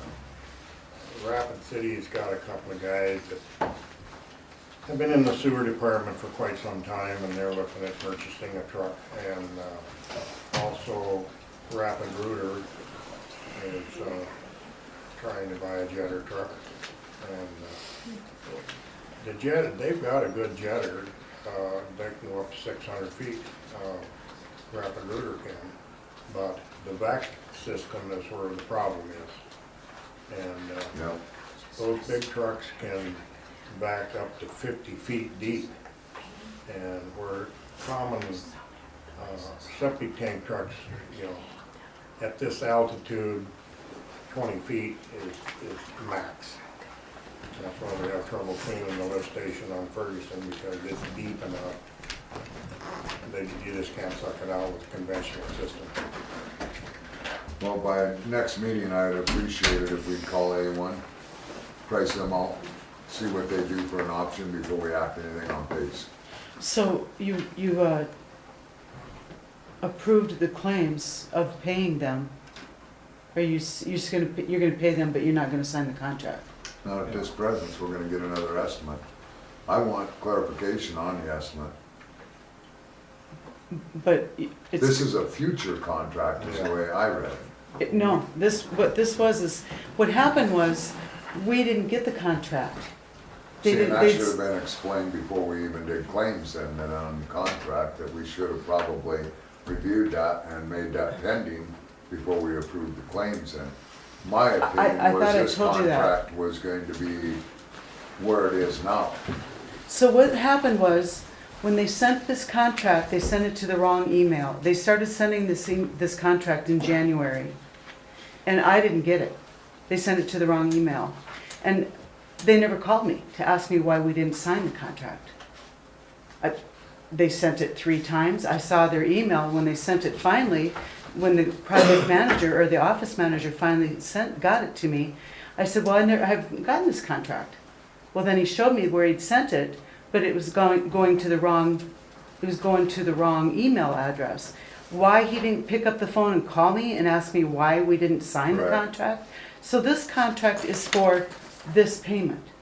So I think what we need to do is go back in and rescind our motion to approve the claims, and then reapprove the claims amended to make this PACE bill pending till we have the opportunity to talk to them on their bill and put it on to next month's claims and address it from there, if that's approvable by the rest of the board.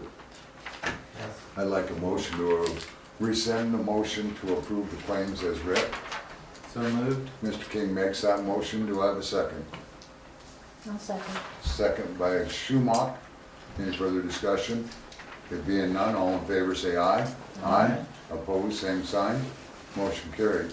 Now I'd like a new motion to approve the claims excluding the PACE amount of $37,000 until we can further discuss with them on the costs of this contract, and then put it on our next month's billing. So moved. Mr. King makes that motion. Do I have a second?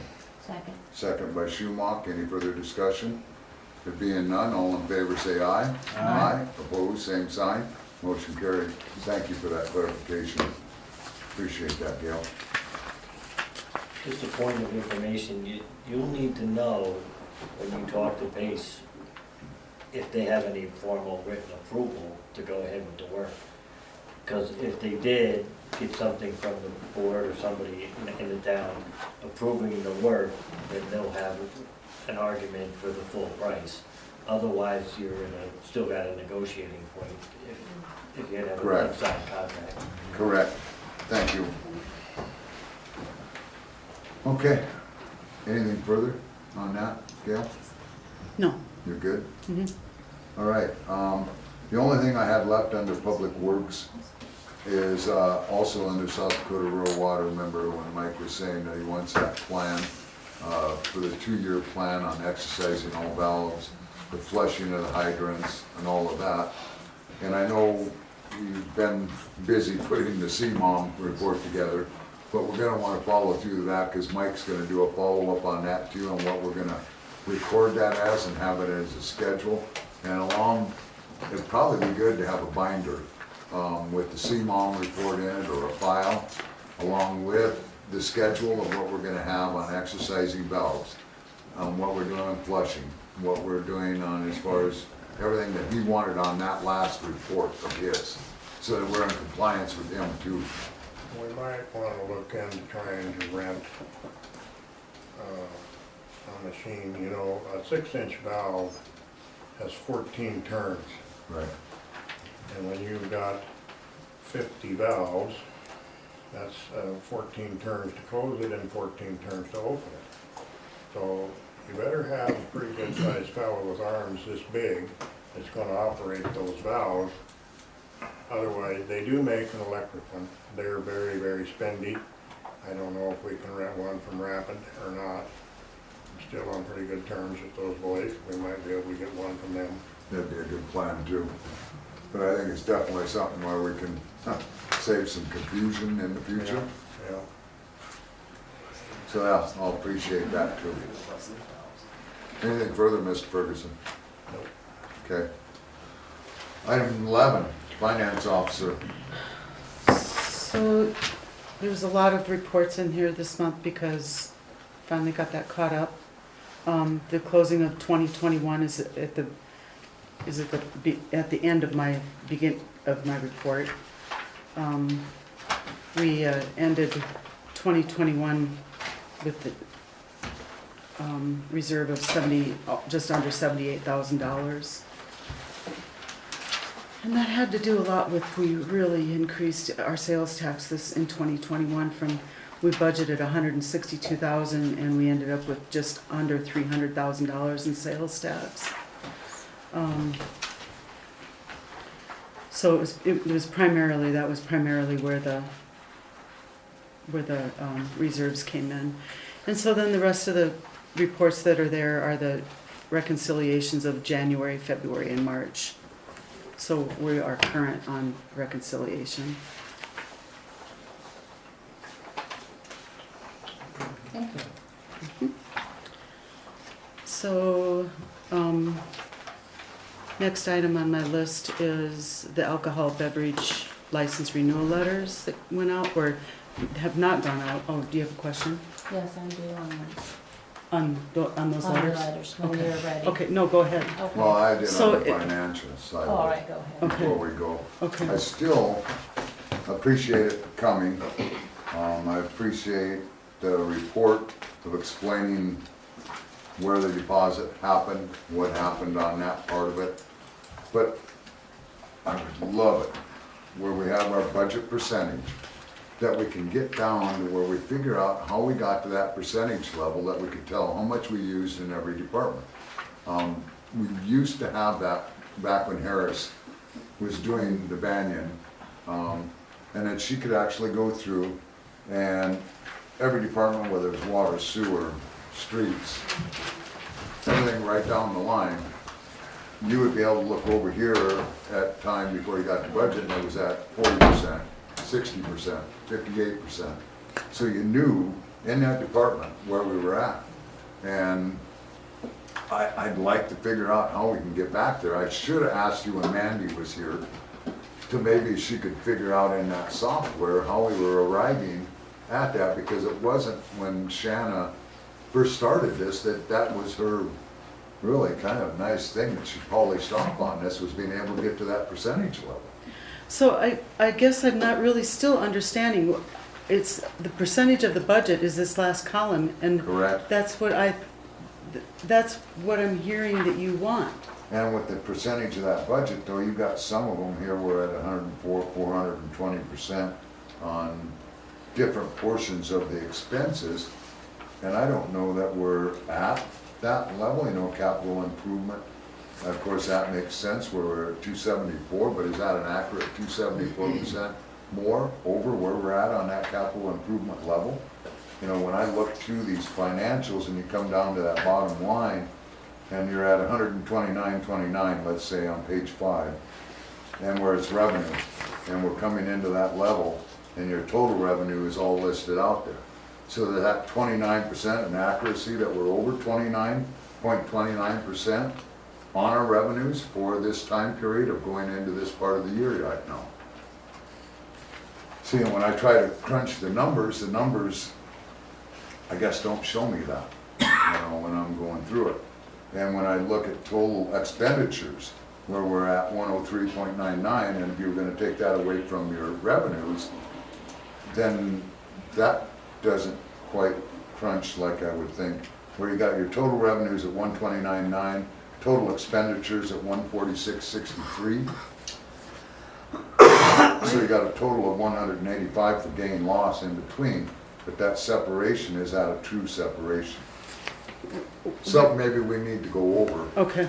And that way it can be explained, because when I go back through these percentage numbers and I calculate up a column, and I come from where we're at on that column and bring it across, It's not, no, not giant. my percentages aren't lining Okay. up with that. All right. And then when we come down to the recon on the back where we're in our disbursements, when you come through your water fund and we're down on the back side of that, where we're at 698,000 on that water fund, and the accuracy of where we're at on every portion of that fund coming through, you know, then it carries back into this expenditure list, and you break out your percentages to make sure you're coming up with this for your check and balance. I wanna make sure we're on key, that our software is working that in the right position. Your numbers are reconciling out, so we know our bottom number is right. I just don't trust the percentages. Okay, all right. So Okay. that's where I'm at, and that's nothing on you. That is something where it's a software thing. And I know that's why we were looking hard and heavy at that G-Works, because I think our calculations will be a lot more explanatory because of where we're at versus the opinion. Yeah, the reporting's gonna be a lot better. Because when you come down to your reconciliations on your other side too, for your cash counts, I mean, your depositories, you're at 565 there. You bring your next level over for the 383, 718.04. You bring all them total numbers together over here, and you're at the 922, 545, 34. When you come through to the final balance on the side of that. On which reconciliation are you looking at, Dan? Well, it's coming down to the back check reckons, that would be page 1 of the last Hermosa check reconciliation. 10,100, cash 10,700 on this one. So then we come down with all of our numbers and come into here, and it's all a reflection of where we're at. And cleared statement of account, and then our differences all match out. So you're showing you're cleared. Right. But it's over here is where the percentages don't seem to balance out with this. This is showing it right, Okay, but this is where I'm not feeling comfortable. okay, all right. Okay, let me, And I don't know if any of the rest of you caught on to that. I'm sorry, I get into crunching numbers and I go down through that and it just, the percentage levels just don't match up. I like it that we're still $1 million in the account, and that wins, you know, so we move forward in a good way. But I thank you for the report. It's nice to have that back, and it shows us where we're at. Okay, we'll move into the next category. And this was a draft only. so the reason why that got put in there is because, I don't know if the board remembers this or not, but I had talked to the finance committee, which is Dan and Bob, regarding, there was a mistake I made on the Hermosa Community Center's operating agreement. So then, for their malt beverage license. So then when I started really looking at things, I was trying to figure out, and I'm just gonna use names, I'm gonna use the entities. So Pop's Grocery has an RB license, and our ordinance stipulates that an RB license is $300 an annual fee. How much? $300, so $150 comes to the city, $150 goes to the Department of Revenue. Plus then RB, then they pay $25 a month, plus 5% of alcoholic beverages purchased. So I started looking and I noticed that Pops had not done that. So I started investigating and wondering why that had happened. And it had gone all the way back to, from the beginning of when Pops first started selling beer. Then I heard that there was an agreement made that that we weren't going to collect the 25. We were going to collect we weren't going to collect the 5%. So we talked. The finance committee and I talked, and it's like we need to follow the ordinance, which is collect the 5%, the $25 a month, and the $300 annual fee. And so I wanted to put this in there. This is just a draft letter to show you that I was following the ordinance on Hermosa Community Center, Pops, and then MG Oil. We didn't have an issue with MG Oil. And it kind of blew up on Facebook because people were wondering why we were doing that. But we've done that. I mean, we're following ordinance. And there were some of the questions. Well, why? What about Rock and R? And what about the bar at the bar? But those are different. Those are different licenses. They're licensed at a different time of the year. Those bars are licensed January to December. The malt beverage license are licensed July 1 to June 30th. And so I put these letters in the board packet to show the board that I was trying to get Pops and Hermosa Community Center according to our ordinance. I think the biggest thing before we get into that, Dan, we did have that discussion when we discussed it. And when we discussed it, we said in the circumstances of where it's at, we realize that number one, we need to find the minutes. to reflect that agreement was made with Dan and Shelley, and that situation was there. Number two, that not to create a hardship, if we did not find a reflection of the minutes, then we were gonna leave it the same as where it was at, in the reflection of what it is, knowing that we have not the reflection of the precedents of the ordinance. And the categories of 8 and 9 under this versus 10 and 11, which allow for it, and 8 and 9 don't allow for it under the precedences of where we're at. So that's why this was going to be a total discussion, and why everything got so blown out of proportion before we even got to discuss it. And before we were here, I don't even know how this got brought to Dan and Shelley when this is gonna be the first discussion tonight about it. So what I understood is that you were gonna keep it as it was until July 1st, and We weren't sure of anything. We said that's something that we were going to bring up at the time when we did the discussion. But the thing is that what upset me is my name got brought up, that Dan said that we're gonna follow the ordinance and that we're gonna do this situation on this license. And it's like, Dan doesn't get to say that. Dan doesn't get to follow that. It's a board decision, and that we as a finance committee said we know there's not a compliancy with the ordinance, but it's been allowed for all of these years.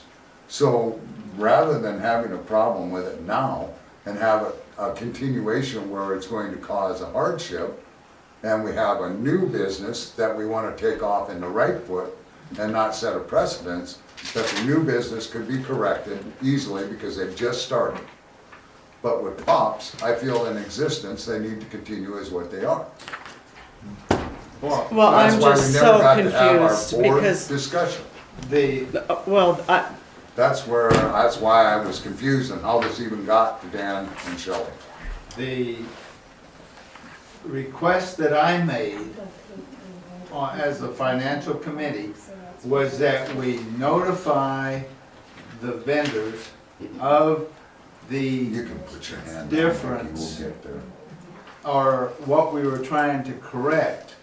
We found that we were, had been wrong in the past, and we were not in compliance with our ordinance, and that with the creation of the new operating agreement, when they come out in June, is that when these new operating agreements would come out?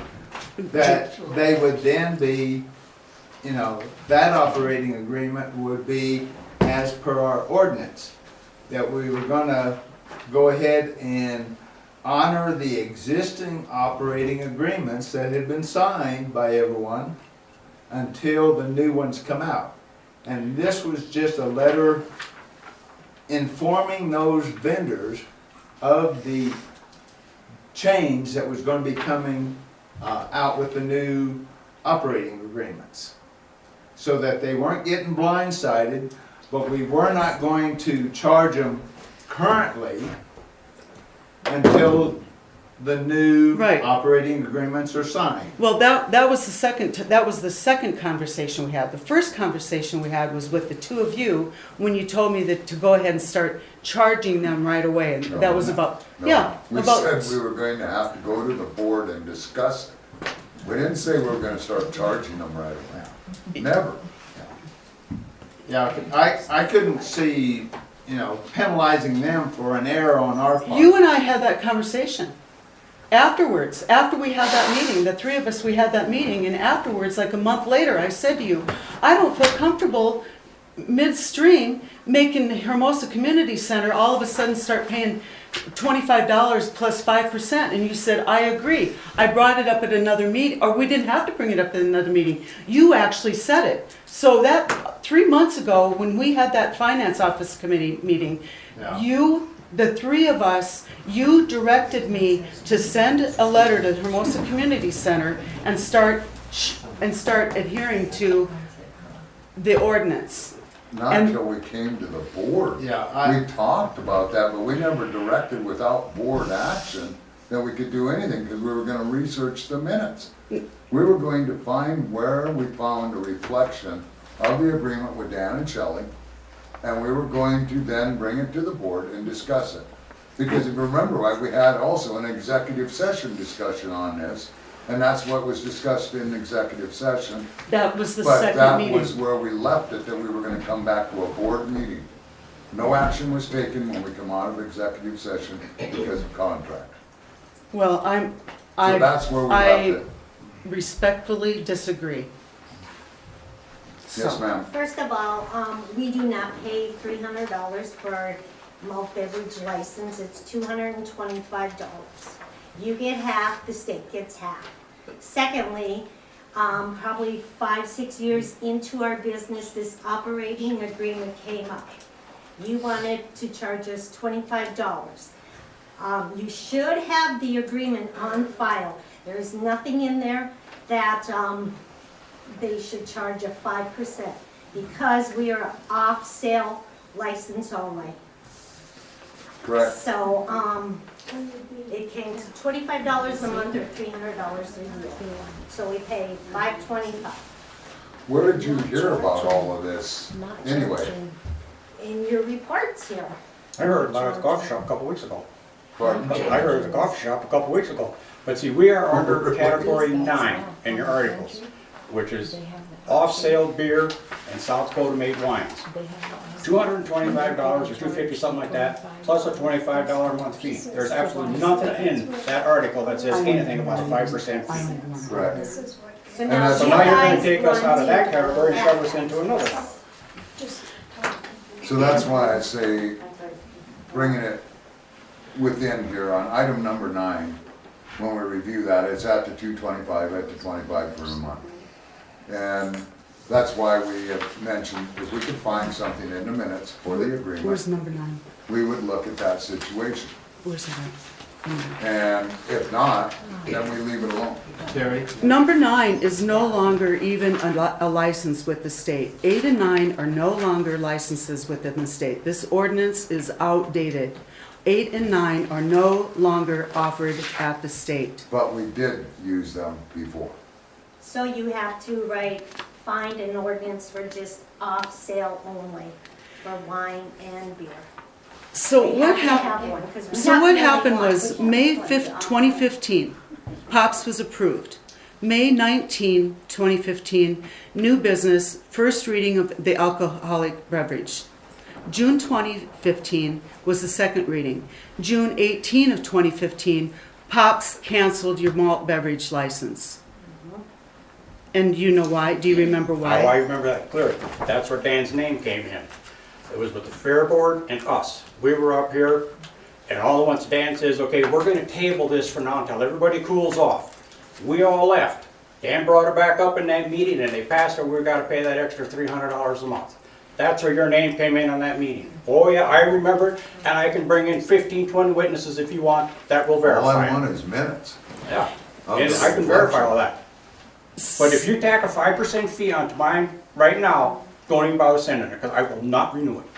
That would put my Bud Light, for an example, $1 higher than they are down there.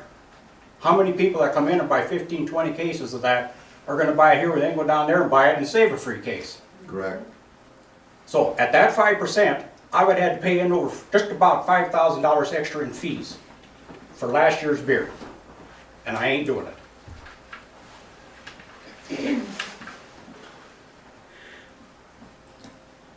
Yes, ma'am. Just for clarification, you're saying that number 8 and number 9 are no longer current? They're not part of the, The Department of Revenue no longer offers those why are licenses. they on the list? Why don't we have a current list here then? They were previously. So we know what you're talking about. So what do you mean? So does it only go through 1 through 7 now? No, Are there more choices? On the, 10 and 11. Okay, on the back page. so no 8 and 9, but 10 and 11. Thank you. Go ahead, Vicki. When was the last time you had a signed agreement on file? Do you have a signed Well, agreement then with last each year. entity? with the, all the terms. well, that's funny you would ask that. Pops does not have an operating agreement since 2016. So why am I paying $25 a month for an operating agreement if I don't have an agreement? I'm Why just are they curious allowed to sell because it? Did the 2016 one have an end date? Did 2016 what? Have an end date? The last one on file, did it have an end date? Or was On it their open-ended? license. and They're an annual operating fee. We renew them every year. We which would be review no, them. it would be no fault And by of yours, accepting the I'm money, just you're accepting curious. their renewal. I have it right here, oddities. There are no copies of signed operating agreement in the file for Pops. There are no operating agreements after 2016 on the desktop. The recordings in 2016, which are April 20, 2016, May 17, 2016, then the following meeting, June 16, there's no recording. There's no recording of those minutes. And then the June 7th meeting has the Pops operating agreement on the agenda, but there's no recording. So the minutes only reflect, they're vague, they only reflect the operating was approved with discussion. And that's what's in the minutes. The operating agreement was approved with discussion. There's no recording. Can't tell you what happened, but there's, well, I have that on my notes. Don't know what the discussion was because the recording isn't there. That's June of 2016. On that. And the 27th. And I can check my stack of minutes. So what Pops has done is Can we bring it back 2014, to they order, paid, please? Go ahead, Kim. 2014, you paid $225. 2015, you paid $225, and then you canceled. And that, you canceled. That's when we argued over that $25 a Right. month fee. Then in 2016, you came back, and it was $225 plus $25 a month. 2017, $225 plus $25 a month. 2018, then it jumped to the 300. And I think probably what happened then, and our ordinance is outdated, but you jumped to the 300 because this PF license is no longer offered. And that was when that was the PF license was when you paid the $225. Why do they all have to have operating agreements? Because the Well, amount of obviously they don't. licenses- I mean, No. I mean, Pops, We have lots of beer licenses over at Keystone, we don't have operating agreements, the state describes what the license is that's available, and there's a fee, the maximum fee you can charge, and you get your money through sales tax, I don't know what you need an operating agreement for. Well, we've always had them, put them at, Yeah, but why? But why? What's the because of, You know, in Brookings, they're municipal, they run the liquor stores up, correct. okay? Hermosa, we don't run the liquor stores here, other than what an operating agreement, what would be the benefit to the town of having them? Other than your description of operation, is what we had For at that what purpose, present. though? It's no different than any other business. It's gonna be the same as the license says. Pizza joint. And then I believe back in the bar, It used to be run by the city, Here, yes. yeah, but it's not anymore. But it's not So anymore, it correct, doesn't but make it a lot used to of be, sense. so that must have carried on after that, is all I would guess, I You don't have know. operating agreements if you're not running the sale of the liquor and the beer. Never, it doesn't make sense to me. You apply for the license, the beer licenses come up in the summer, liquor licenses in the end of the year. They pay a fee. I assume these are the maximum fees now? Is the $325 on the beer licenses, malt beverage wine? it's 300, well, 300, they paid, What's the maximum the state allows? I thought it was up to 500. That's for on sale, off sale. Okay. We need a new We're one. strictly off sale. yeah, So like if you go up to Flying J, they can get $60 for a 12-pack of beer. We get 13. So why should I I think pay it- the same fees they do? I think I you're right, guess- 500. I mean, Or- I don't, without the city being the one that's selling the beer, I don't get an operating agreement. You don't regulate any other businesses in Hermosa, do you? Well, we need to just review that, and you need to read them operating agreements, as you've read them before. That operated them and approved them in the very beginning when you came on. I don't recall ever reading an operating agreement. Evidently, I didn't have one the way. I've only been here Yeah. since, I've only been here You since can't read it. 2018, and the way it sounds, there hasn't been one signed since 2016. Is that Everybody. We've got the same type of an operating agreement for the Lazy R with their MG. restaurant.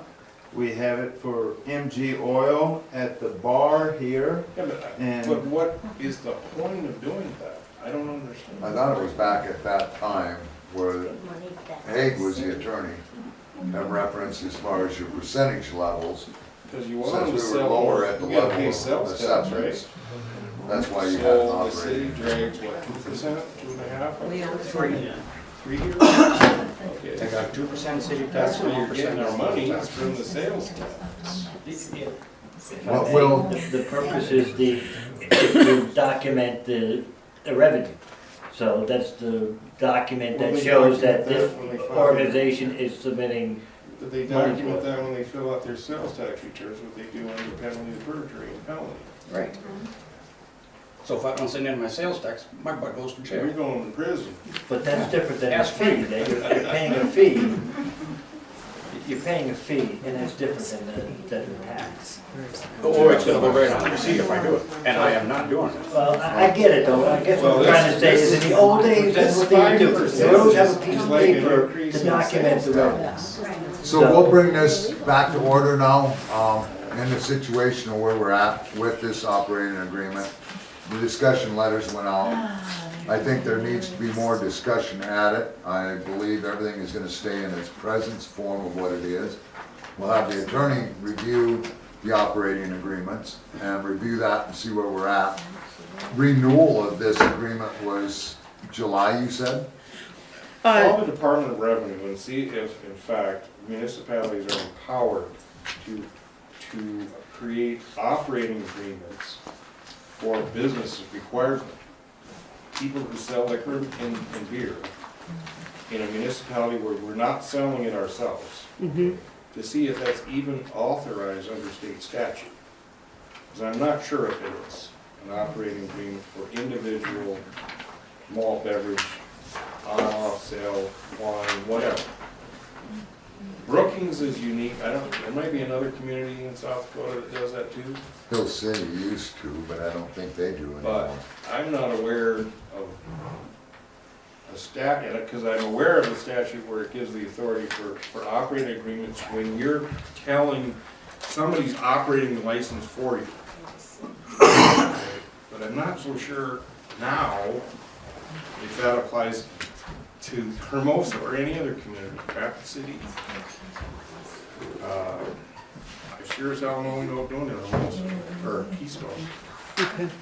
But I can look into that, but call the Department of Revenue. I'd be, because you're really, when you add in this 5%, that's like a sales tax, which you're not authorized to do. That would be a 12.5% Yeah, fee on beer. I mean, And I could charge them 12.5%, spitballing here, and they I'm can go thinking down to without Conoco looking at and the get it rules, but 4.5. that's the first thing that I find. I mean, I got Offensive charged about it. 8% more on taxes here than Conoco does. Yeah. That's a mile down the I road, get it, I get it. Yep, and I won't do it. You guys throw a fee on there, I'll walk away from the license. It's that simple. yep, No ifs, ands, or buts. no, don't I even get think it, we can. yes. So just to summarize what I'm hearing and having not done any research, it sounds like maybe there was a system that was in place that has now changed. And so maybe we need to change the system.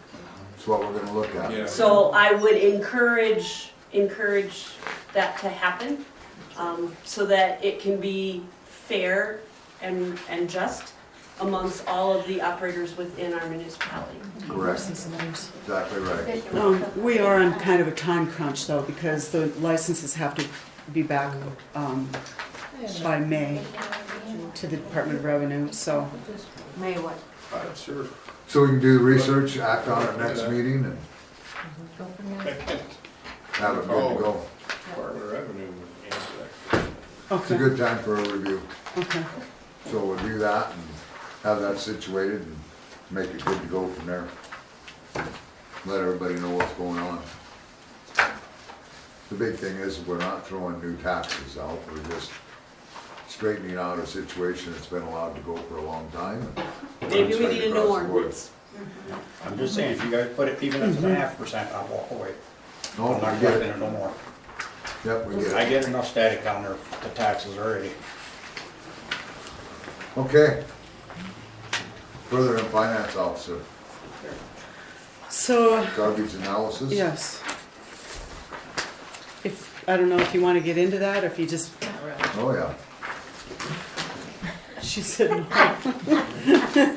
So, I made up a chart to show you that your new contract is a $4.12 increase per tote. It's a $162 increase per roll-off, which a roll-off is, Please, can we have order back there? We're having a report done here, so I'd appreciate that. Respect, please. Go ahead, Gail. the roll-off is when they pull the big dumpsters out. They were $87.50, now they've gone up to $249.50. And spring cleanup was, last year was $973.50, and now this year they're estimating it's gonna be like $1,653. So, the current contract, how we charge customers is, it's $18 total. We charge them $16.90 per tote plus $1.10 sales tax. That's in-town residents. Out of town is $17.84 and $1.16 sales tax. Down on the bottom, on the left-hand column, you can see I gave you a report of what you showed for revenue and expenses in 2020 and 2021. You did have an excess revenue of $7,200 in 2020, and then $9,000 in revenue from 2021. So I'm not sure, you talked about wanting to increase rates, but I'm not sure what you're going to want to try to do to increase rates and The hard part is we got $4.25 per user, difference on the in-town, $5.19 per user, and just totes difference between users. You calculate out what we've got on our spring cleanup, where you're basically almost doubling, and you figure that out where we're at. We've provided that as a service. And what we've got in our fee for 2021 will cover that extra load on that, and just what we're doing in our services, and just the addition of the user's fee itself. So, and for no more than what we are on totes, I mean, keeping them pushed down for yard waste as much as I am, and we keep things going there, we keep them down to a minimum of usually 2 a month. So that cost association from where we are will be absorbed also in what we had in the monies above and beyond, just by raising the tote fee. So I think, in my opinion, we can leave it at going to the $4.25 and the $5.19, absorb as what we did before the dumpster rate and the convenience for the customers. We keep the out-of-town users more reflected where we don't have them filling our dumpsters, and we keep the situation monitored a little closer down there on what we're doing with more education. I think it'll be a good thing all the way around. Was my opinion. I mean, it's hard enough, if you go per user to do this, you're gonna have to go to $8.25 if you're gonna do a reflection on the dumpster, and you'll have to go to $10.20 on out-of-town users to get closer to where you're matching up to your dumpster use, if we use them at a faster rate. If them dumpsters aren't pushed down and they're just filled, you're gonna go through 4 to 6 dumpsters a month, if not more.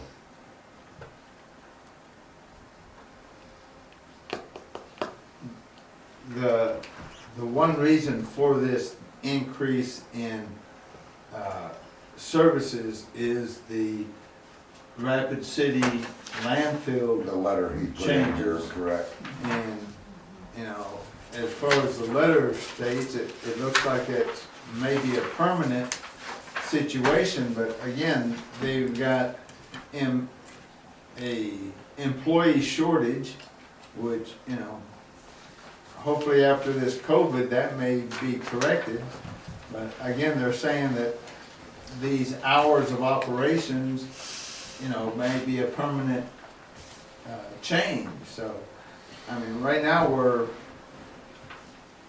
kind of uncertain as far as if these rates are only gonna be for a 1-year period, this next contract, or will it change? With this having. This is a 3-year. A 3-year, excuse me, 3-year contract.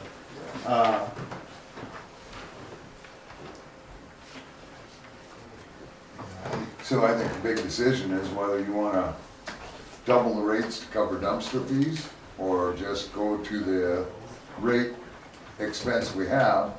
Because like I say, in 2021, what we were over on overage there, we'll absorb that. So right now, we're getting $18 per customer in town, and we have to raise it. The increase is $4.12. Four and a quarter will be the difference. So that makes it $22.25. You're actually getting $16.90 because $1.10 of that is tax. Right.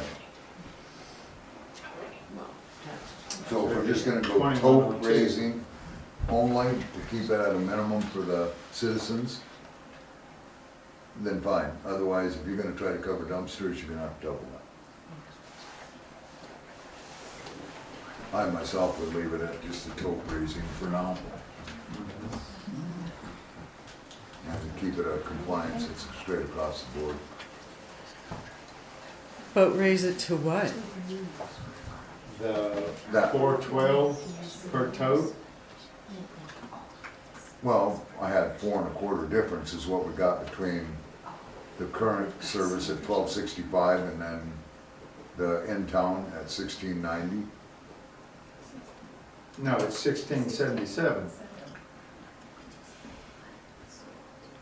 You got it, See, right there it Dan, says that- $4.12 increase per tote. Right. So that's why I say, if you're gonna go with that, $4 more.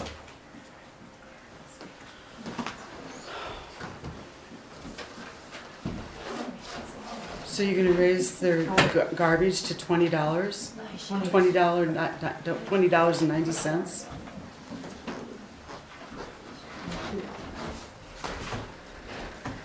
You know, it's, otherwise, like I say, you're already at the 1677, going up $4.12, that's what I'm saying.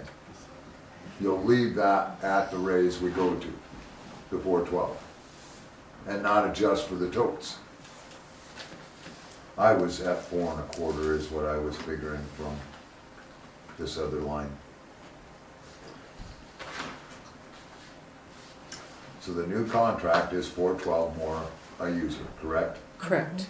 If we try to adjust for the spring cleanup totes and the garbage totes, we would have to go up another 412 to try to offset that. Or we just take the extra that we've absorbed already, the extra that we've done, and we'll just be less as far as what we do year to year on that absorption. And we absorb the dumpsters is basically what we're doing, and take the 412 increase. That's all we do. That sound fair? So,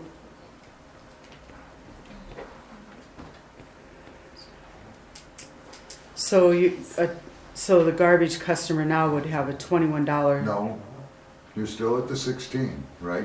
1670. Correct, that's what we're gonna be at. Because we're not gonna absorb the dumpsters. We're gonna keep them at 1690? Well, there's 1265 service, and the new contract is 1677, and then you got tax on that, correct? So you're at the 1690.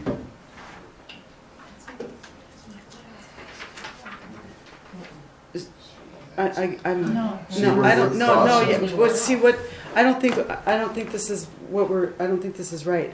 See, the current contract right now, they charge us $12.65 per tote. Correct. So with the new contract, this new one that we just signed, they're gonna charge us $16.77 a Correct. tote.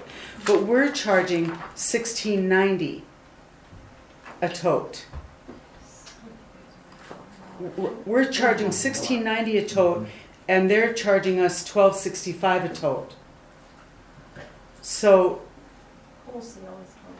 So we're going to their increase of their rate increase is all.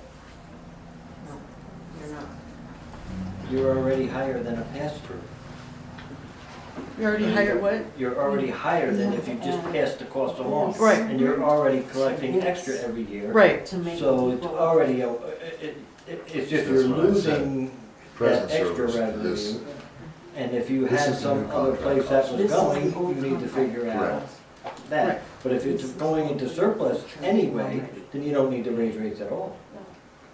So then we would. Right. Afford 12. That's what I was trying to show, that we That's might right. not need to raise rates. So that's exactly. I think what we should do is Right. wait a year to see what we have for the revenue after a So year. we'll be at 1690 plus the 412. Which is 2102. Correct. You're gonna raise it to 2102 per tote? That's what we're at with just the totes. Mike, Okay. what were you suggesting? Well, I just think that you have quite a bit of a revenue overage from garbage. I mean, you had $9,000. The increase of $4.12 makes 11 grand, over 11 grand increase. So if we don't increase it, it'll chew up that 9,000 plus cost us $3,000. Okay, all right, So that's a good point. you know, that's what So- I just figured, and that was straight You're across. missing something there, if I may. You're missing the fact that we're already above, you're already charging the customer above what you're being charged. So you don't, that additional cost is, we're already paying it.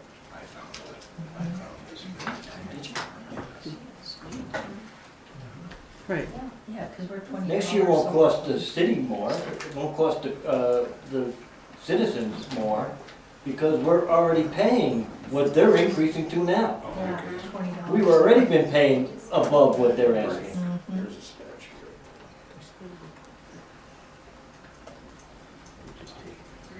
No, their current contract is at 1265. The new contract is going to 1677. But this So is that's what the increase.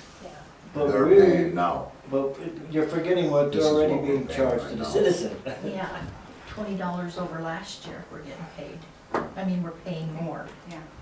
So we're already, We're already paying enough to cover the cost plus. they are. We're already paying enough to cover the cost of the increase. So this is. Well, just- no, not No. quite, not quite, No. Mr. Riley, not quite, because, We're, go ahead. we're covering, it would cover the yard waste and the spring cleanup. So that being said,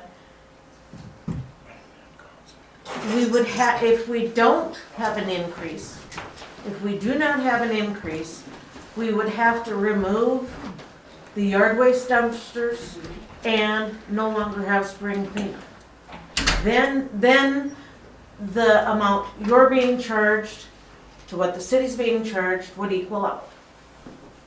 But we would no longer have a yard waste dumpster or spring cleanup. So if we want to continue to have those items Right. available for our citizens, then we have to have an increase. Okay, now I just want to clarify. So then that means you're saying that those two items, the spring cleanup and the yard dumpsters, they cost in excess of $9,000 a year on the new contract. An additional, right, because we already have a surplus of But they're $9,000 gonna a year. at 249. You figure we double them, we're $500 a pull versus $87.50 a pull. Yeah. That's a big increase for them. I mean, we're not doing it, they're doing I it get to that, us. yeah, I get that. We're passing it on. If we're having 2 a month of those yard waste roll-offs, that's. Or 4. Or 4, I mean, that's $1,000 a month. Times But that's- 12. We only The had, new we charge. only had 6 last year. We only paid for 6 roll-offs last year. The entire year? Yeah, Yes. And how many have we done this year so far? 1. Yeah, Okay. so I've kept it down, yeah. Okay. But, the spring cleaning, we only have it 1 time a year. Correct. I mean, once a year, so I mean, that shouldn't raise our price on that because of just 1 time of. Well, it's gonna be an increase of almost $700 for the $700. spring cleanup. That they are charging us. Oh. $700, that's a big increase for a year, you know, I mean, And 162 per roll-off. Correct. so, I just That doesn't don't- sound anywhere near the surplus that we're, and we're already paying above the container rate, right? So, Well, not quite. I mean, well, yeah, you are. 1690, and the container rate is and they're only 16. just now bringing it up to 1677, right? Mhm. So that side is already covered. And I know that some of that excess was going into the money for the other things. So the question is, how much do we need for the other things? And what will the surplus be now, considering it'll be very, very much lower, the surplus. But if it's 9,000 now with those services, there should be plenty to absorb the additional cost of keeping those services. 700 and plus change, whatever that was. And see, we always use some of this towards roads because of what the garbage trucks do to the roads. well, We get a lot and of also the offset there. increase has to cover the cost of the billing, the office staff, Administration. That goes administration. back to the original point I made about, you have to look at what is that surplus going to? If it's budgeted for something else, whether or not that's an ongoing item that it's budgeted for, or whether or not that was, project work. But I think the thing should be tabled until those things are looked at. Well, we definitely need more information. And, And we got, Fred said he was gonna hold off 2 months. I know. That's very generous of him, yeah, very, before he does anything I on know. that. So I think we do wanna look, whether we wanna go to another level on this or not, and if we leave it where it is, at the rate that it will be with the new adjustment, we're basically taking all that fundage completely away. Right. I'm not saying no increase, I'm just saying that to group all of those together, the 412 per Yeah. tote plus, It needs an analysis to come up Please. with, if there's gonna be an increase, how I much should it appreciate be? your comment, but please, wait on, and your hand, please, thank you. But yeah, Gail, continue. right. I think needs to be an increase, I just don't think that we need to increase it, the 412 per tote plus the yard waste roll-off increase, plus the spring cleanup increase. That would be, That's too much, mhm, in one shot. it really would be. It's one thing So- if you do $1 a year type thing and go out increments or something like that, to offset a little bit on that situation and maybe do $1 this year first and then next year you make it a 4-year plan or a 3-year plan to where you go up $3 in the total of 3 years on it.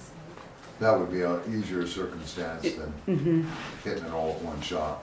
Or we look at $1 this year and reevaluate it next year and see if we do need to Yeah. go up, because things may change, gas prices go down, these costs, aren't gonna go down, because Not now. this is a contract for 3 years, so But if we don't have to increase it more than $1, and we've still got some, you know, revenue, excess revenue from what our expenses are, we could keep it at $1. There's no need bumping it up more, No.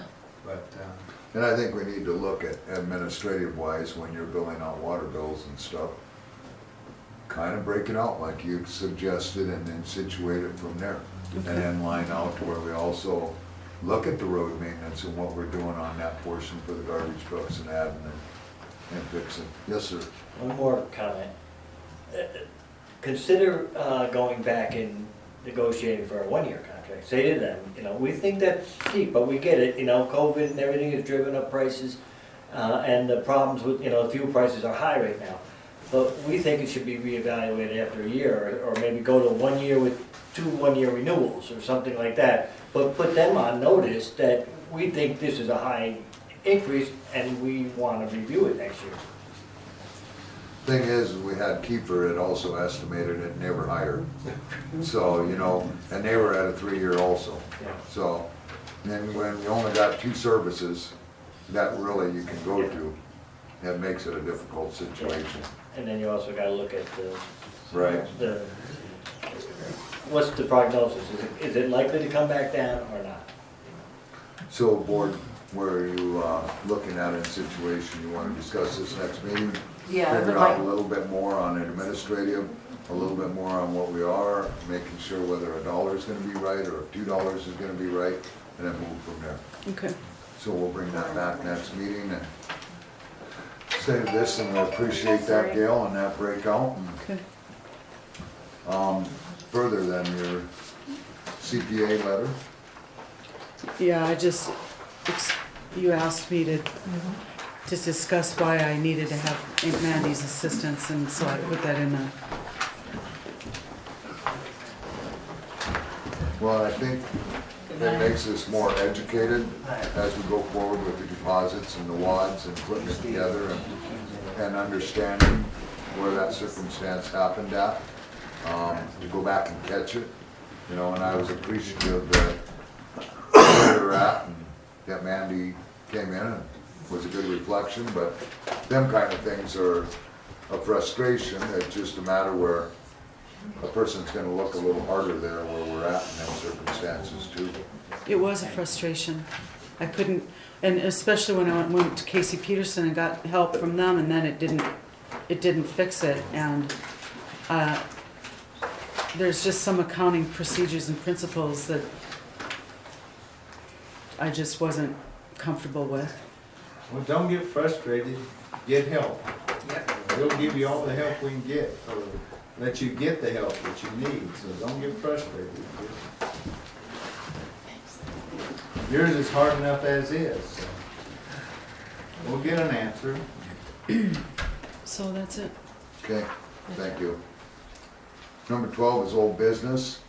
We've discussed the annexation of Gumbo Lily Fairgrounds Place. That May 5th meeting will be the public hearing on that. We've already done the acceptance of the extra on down here in the Ferguson development where we added them 2 properties. So everything should be on there in good shape.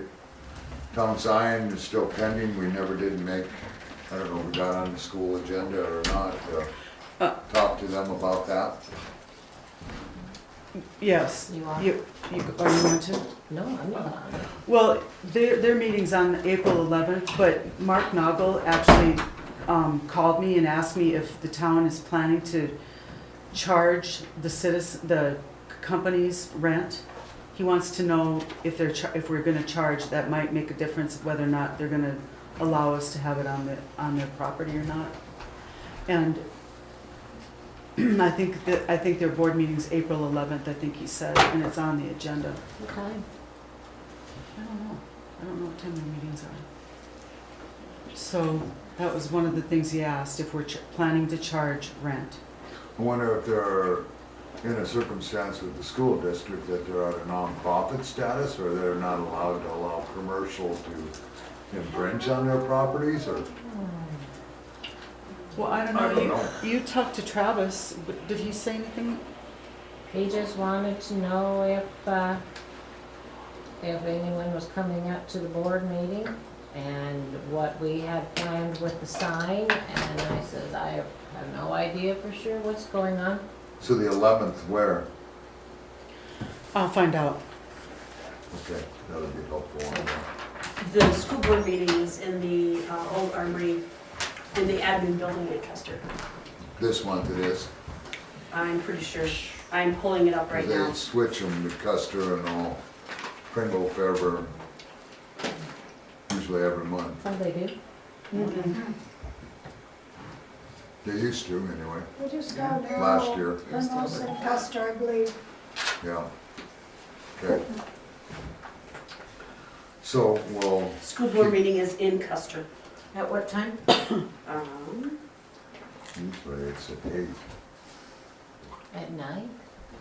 I don't know if they.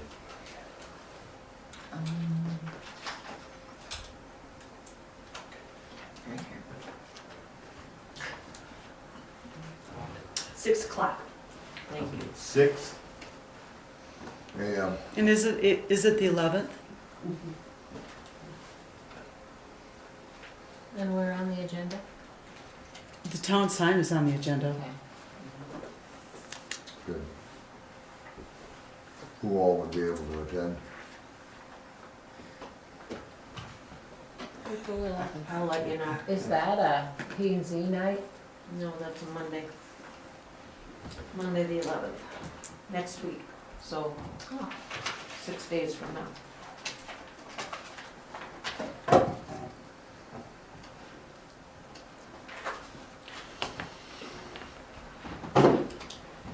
Okay. Got a couple of things I'll have to check and see if I can. Post it and let us know, and we'll coordinate before Monday. That will be appreciated. Old business then on the town office, deck staining pending until we get the weather to level out.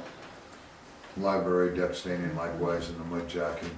That's something where I was gonna mark them spots as we go through it. I want mud jacking Scott. We'll still get that done.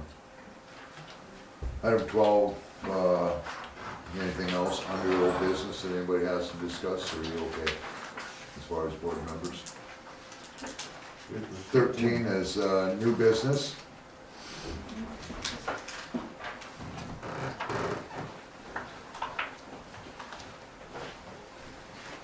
And with that being, A is the first reading of Hermosa Ordinance ADU.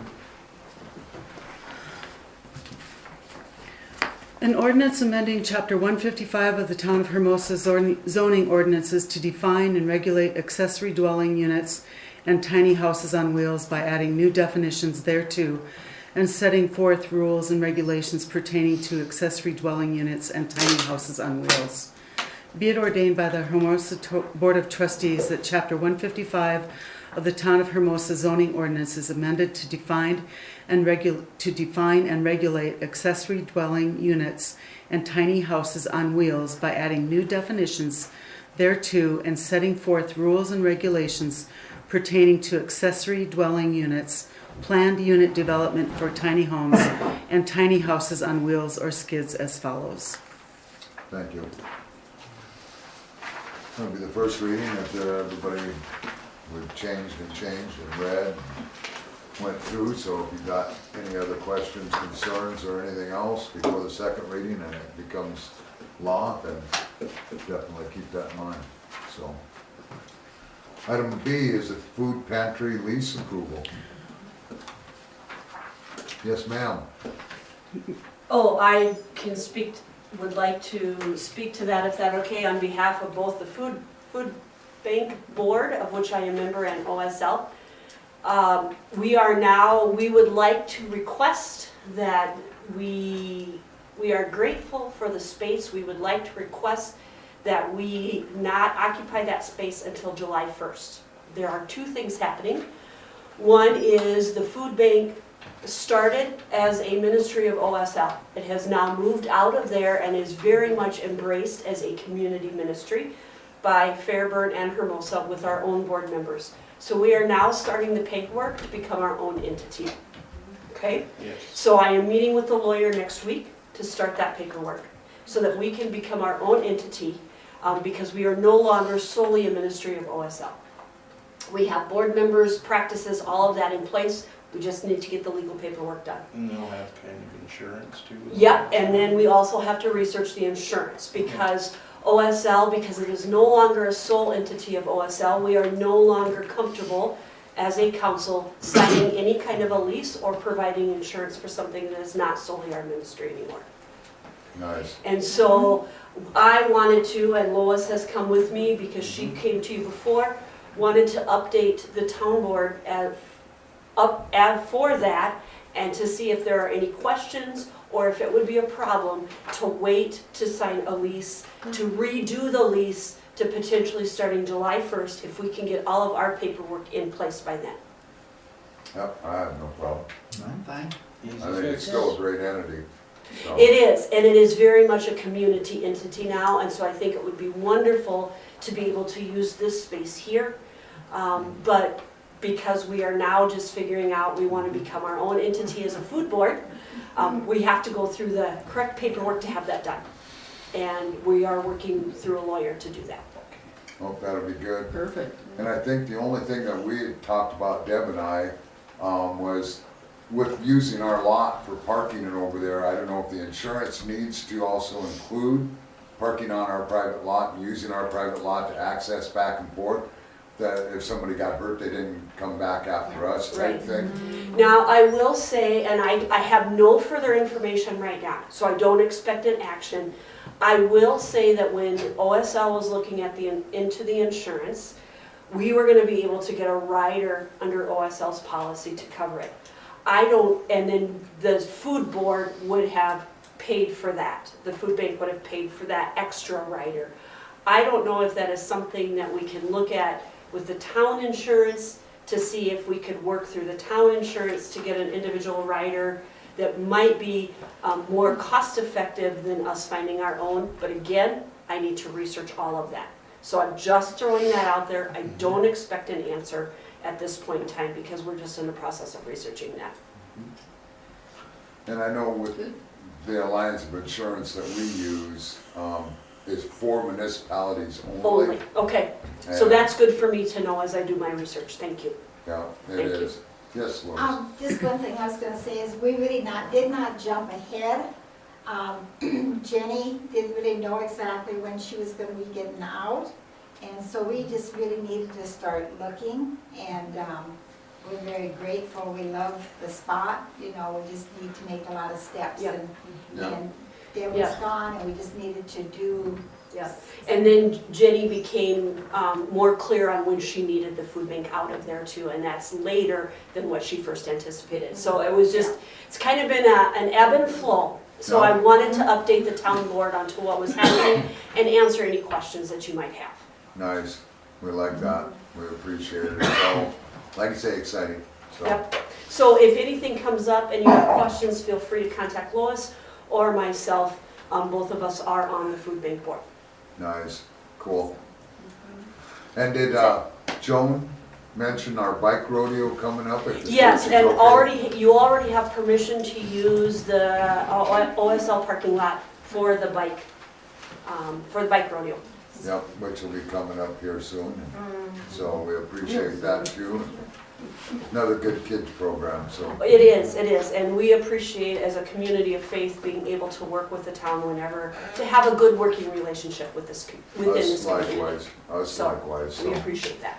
No, thank you both. Thank you for all your effort. We're working. Okay. She stays at home, and I sit home. Yeah, so I don't know if there's any, we're not turning in anything yet. There's a couple of wording things when it gets closer that I might ask Gail and the lawyer. There's a couple of words in the lease that I'm not really sure those need to be there. But we'll discuss that when we get closer. Yep, no, there's nothing contractually there. We just agreed that we would allow the space. There was no timeline when the space was, they first thought April, but now with everything changing, that's where we're at. So the approval's already been there, and it's just whenever you're ready. So we'll keep you informed. We appreciate that. Keep you informed. Thank you both. Okay, Awesome. I just want to say thank you, board members, for your hard work as well. And now I'm going to go do 5 bulletins for the next week, if that's okay with you. I got an extra one. Do you have an extra one? Gee, thanks. Would it work for me for like Monday, Thursday, Good Friday, Easter Sunday, Palm Sunday, and or the Spring Theological Conference that I'm also planning? We'll throw it in there somewhere. Okay. I gotta take her home. Washing up the feet. Right. Okay. All right, with that being said then, we appreciate that.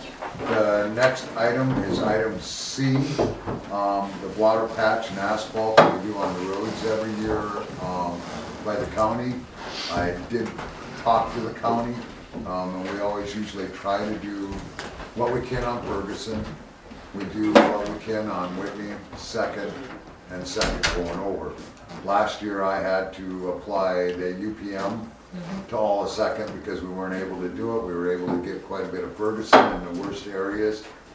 It's a very proven thing on them roads to saving them for as long as it has, because they crack seal everything and then they seal it from that portion of it with chips and then come over it from there. So until we can formally afford to put chip seal on everything, which I'm trying to get bids, but I was expressing to a couple of you on Simon's is a year behind still, and the county informed me that one of their jobs, they're starting at this spring at a $2,000 a day fine because they didn't finish it last fall. And so that's how far back Simon's is in trying to get through stuff. So it's the state, if you hear of anything or what, that we get with Zocker and see if Zocker's got any chip seal going that we can maybe piggyback on their cost again and get an idea, because Ferguson needs to be re-chip sealed, Whitney Second, all of them, so we don't lose them, you know, and keep on top of that portion of the maintenance. So that's something that needs to be looked at, and in that consideration with the garbage, a little portion, like I say, went towards some of that. The chip seal, or the water seal, last year I believe was $3,700 is what we had for them coming down for 2 days. So that's roughly where we'll be at, give or take. The oil, you don't know, and they don't know until they provide the oil and get the oil and what we are at today's cost. Chip seal, of course, none of that will be done until I get a cost and bring it back to the board and we figure out where we're at on that portion of it. So, but I just need a motion to approve us to allow the county to do the water patch. So moved. Mr. King makes that motion. Do I have a second? Second. Second by Schumacher. Any further discussion? If none, all in favor say aye. Aye. Opposed, same sign. Motion carried. Next item was Hendrickson. Into the bathroom. Okay. Next item was the approval of the gravel on Nichols Road and 3rd and 4th Alley. I thought we could have made it last meeting, but we didn't. We drove down that road and almost got stuck in that soft spot going across on Lloyd's there in a pickup and had to lock it 4-wheel drive to get through. So for liability purposes, that's when I asked that we get it put down before we have any problems. So we got them handled and go from there. So a motion to approve. I'll make that motion. Motion by Kramer, second by Schumacher. All in favor say aye. Aye. Opposed, same sign. Motion carried. To bring you up to speed, Vicki, we did the water patch. That's what the county did. Are you okay with that? Yeah. And then I said, we will bring it up to speed on anything we do on the chip seal, and then I'll come back with a cost. I said Simon's was a year behind. Don't know that we'll get them. Okay. On the gravel was the Nichols thing. When I thought we could make it after the last meeting and the frost come out of the ground, we had to lock it in 4-wheel drive to get down this road. So I figured for liability, we don't want to risk it if something happened to Lloydie. They couldn't get an ambulance in there or got something stuck. We don't want to go there. So that's what that was on that portion of it. So we brought it up to speed. Sorry we're taking so long, and sorry we're putting you through this. I hate that. So. Next item is going to be a really tough one, and that's Volunteer of the Year. And, Can I decline? No, no. You cannot. and Gail has provided this nomination form with the town board and Bob King. And it is with firsthand knowledge of Bob's support of this community and its residents that I offer this nomination. Bob is one of a body of people elected manage the affairs of the town. Part of his success is his keen ability to think through the best way to do things. The other part is his ability to build the trust and confidence amongst the other board members, professional staff, and the community. He works hard to meet local needs, improve quality of life, and community well-being. Bob goes above and beyond our expectations to support our town and our community. He is a leader in our local nonprofits. He is always giving back to the community and helps us do as well. He actively supports the American Legion, the Senior Center, Hermosa Neighborhood Watch, and any citizen asking for help when he is able. Bob single-handedly dismantled playground equipment from the school so it could be saved for the future department. Bob works hard for the American Legion Post 303, selling raffle tickets, making flyers for their events, and volunteering to help make these events a success. He has been on Hermosa Neighborhood Watch Scholarship Committee since it began in 2010. He has actively helped with the bike rodeos and the kids' safety fairs, and he is always there for the cleanup duty. Simply put, we don't know what we would do without him. He is always ready to pitch in and help any organization when volunteers are needed. In the 10 years since first receiving this award, Bob has never slowed down in the quit giving.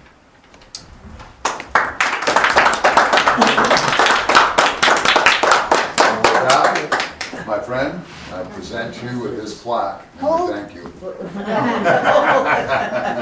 Do that again? Hold on, I'll get the reflection off of it, yeah.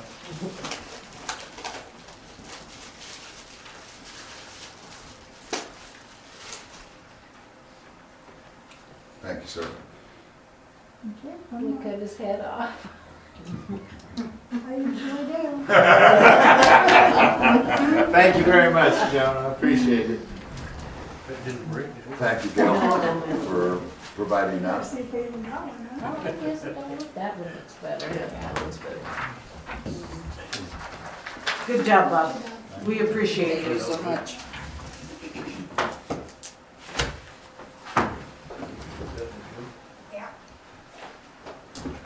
Okay, next item we have is item number 14. If nobody has anything in new business from the board. We have items from citizens, 3-minute time limit per speaker. Do we have anybody that cares to speak? Yes, sir. My name is Bill Riley, I live over on Marie Street, and you may recall I brought up last fall that the crew that's expanding our street had scraped the entire street of all the gravel and used it at the end of the street. And you mentioned you'd look into it. I understand you forgot, but No. nothing's been done with it, and Mr. Preston tells me that he wasn't aware of it and it wasn't part of the project, so I think they're cutting costs. Took the gravel off, most of the road, and the road's been lousy all winter, and now it's getting worse with the spring. So I just think it should be re-gravelled, and whoever the contractor, overall project manager is, should be put on notice. Matter of fact, when we met on the sewer line project with Roy down there, actually brought up the gravel incident. And they are well aware of, before we take that road over in that phase of construction, that they have to bring it up. Part of the condition of down there that we made the element is that they had 8 to 10 inches of gravel because of the shale we had down there for final inspection before we would take it over. Also, in part of this drainage situation, they have to also comply to that before the road is taken over. So they are well aware of that is a compliance, and that final stage of development will not be accepted, approved, or taken over until they complete them items. Okay. So we appreciate that. Yes, sir. And also, if they're looking at continued development to the west, and they'll still be using those roads, they will probably not finally top it with the gravel, they'll probably have to bring in gravel to keep it from being a mud hole. But as far as the final, But they shouldn't have Copy. to, they shouldn't have to, we shouldn't have to wait till the end of No. all that. Plus, there are people moving in at the end. yeah, So, you know, they're getting their money, they're getting paid, you know. yeah. It So long just as doesn't, I get it if it was a temporary thing, like if they couldn't get the gravel, it was, you know, all that. But it's been 5-6 months now, and they should be fixing up that road, and they're going up and down it too. yes. But, so I get that too, that they're damaging it, but there's good stuff on the end, so if they can drive on the good stuff at the end, they can put back what they scraped off. And a good thing, oh, I'm sorry, go ahead. Yeah, it won't be a finished road until all the Yeah. construction's done, but they need to maintain it where it's serviceable Yeah, until yeah. they put the final top on it, yes. And it's not a bad thing if it gets to be in a condition that you turn a complaint form in, and if you got some other neighbors down there, to do that also, you know, and that we can address it with the contractor developer on that circumstance also.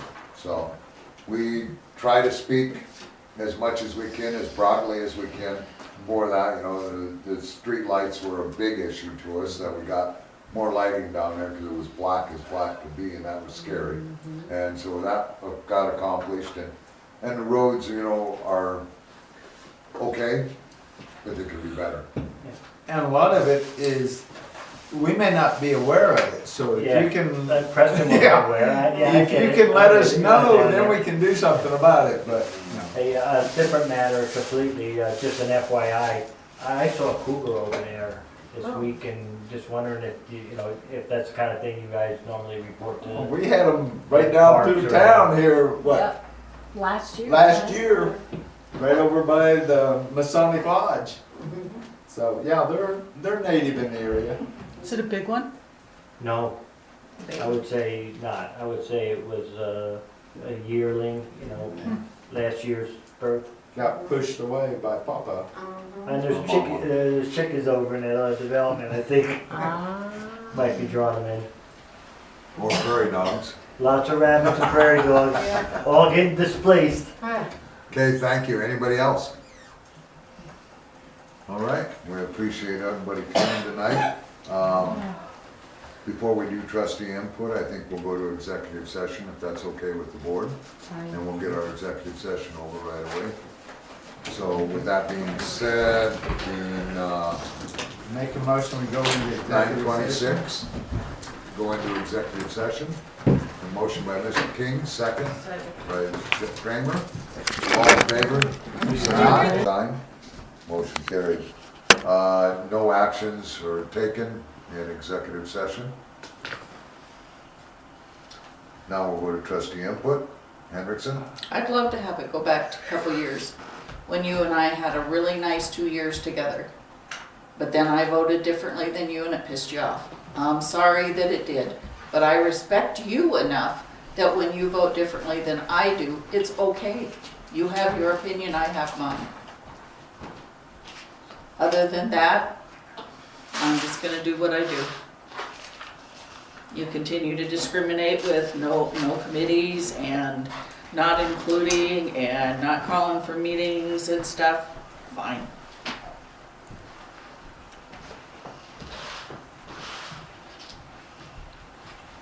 Are you done? And if you're gonna censor that, then I'm gonna put some more stuff out that says, hey, he's editing again.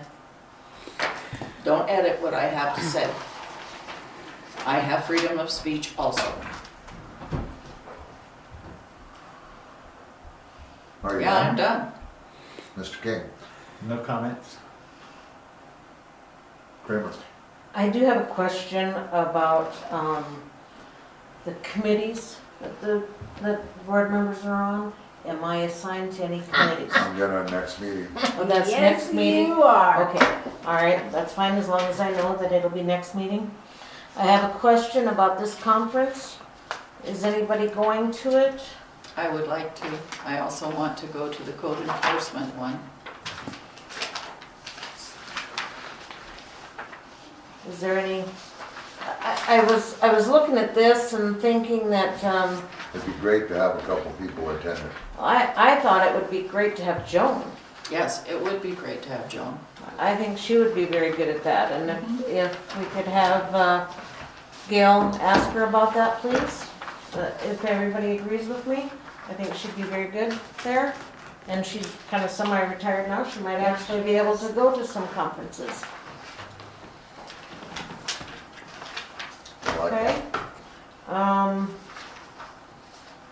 And then, I just wanna say this, y'all know, I don't do Facebook, I don't see what's going on there, I have no idea, nor do I ever care to. And if you wanna say I'm behind the times, that's fine, I'll accept that, I'll be behind the times. I would like to see this board move forward from this moment. And although we can all still have our own personalities and our own friends and friendships on and off this board, I would just like to see us move forward and try to get out of the negativity that even all the other communities see because of what goes on here. And we can do this. We can all do this. Every one of us can, yeah. Vicki, you Until I can. get an apology for all the rotten, horrible, nasty shit he said. I'm sorry, I'm not taking it. I busted ass to be his right-hand man for 2 years, and then I voted differently and I became garbage again, This is Linda's time, please. so. I know the person and the board member that you can be because I've worked with you. And I would like to see that person again. Vicki, oh, yeah, no. Excuse me, I don't need this all, okay? We don't need to spend money on my words, is what I'm telling you. Vicki, excuse me, all of you. Fuck the last 4 years. I don't give a fuck what happened the last 4 years. You haven't been hurt those 4 years. No, yeah, I understand that. But I also know you're a big enough person to, come on, let's move forward, please. Can we? Please, for this town, for all of us. Okay, I'm done begging, listening, I'm over it. You know, not one person, other than Terry occasionally, you did call, you have asked when I've been here, not one person sent a card, called. I was down there for 36 days. Are we still on tape? Yeah, I'm sorry, excuse me, I'm sorry. I didn't mean to Because walk remember, on you. all of this stuff still goes out and is put all over No, everything. it can't. It On has our to be turned website. off. It should have been turned off for executive session. It was turned off, I turned it back on. Okay. Yes. So, I mean, yeah, I guess. Why am I the one that's supposed to No, let go of all of this? I was This is why I'll screamed start at to tape in off. public. I will say the Day same thing to and him time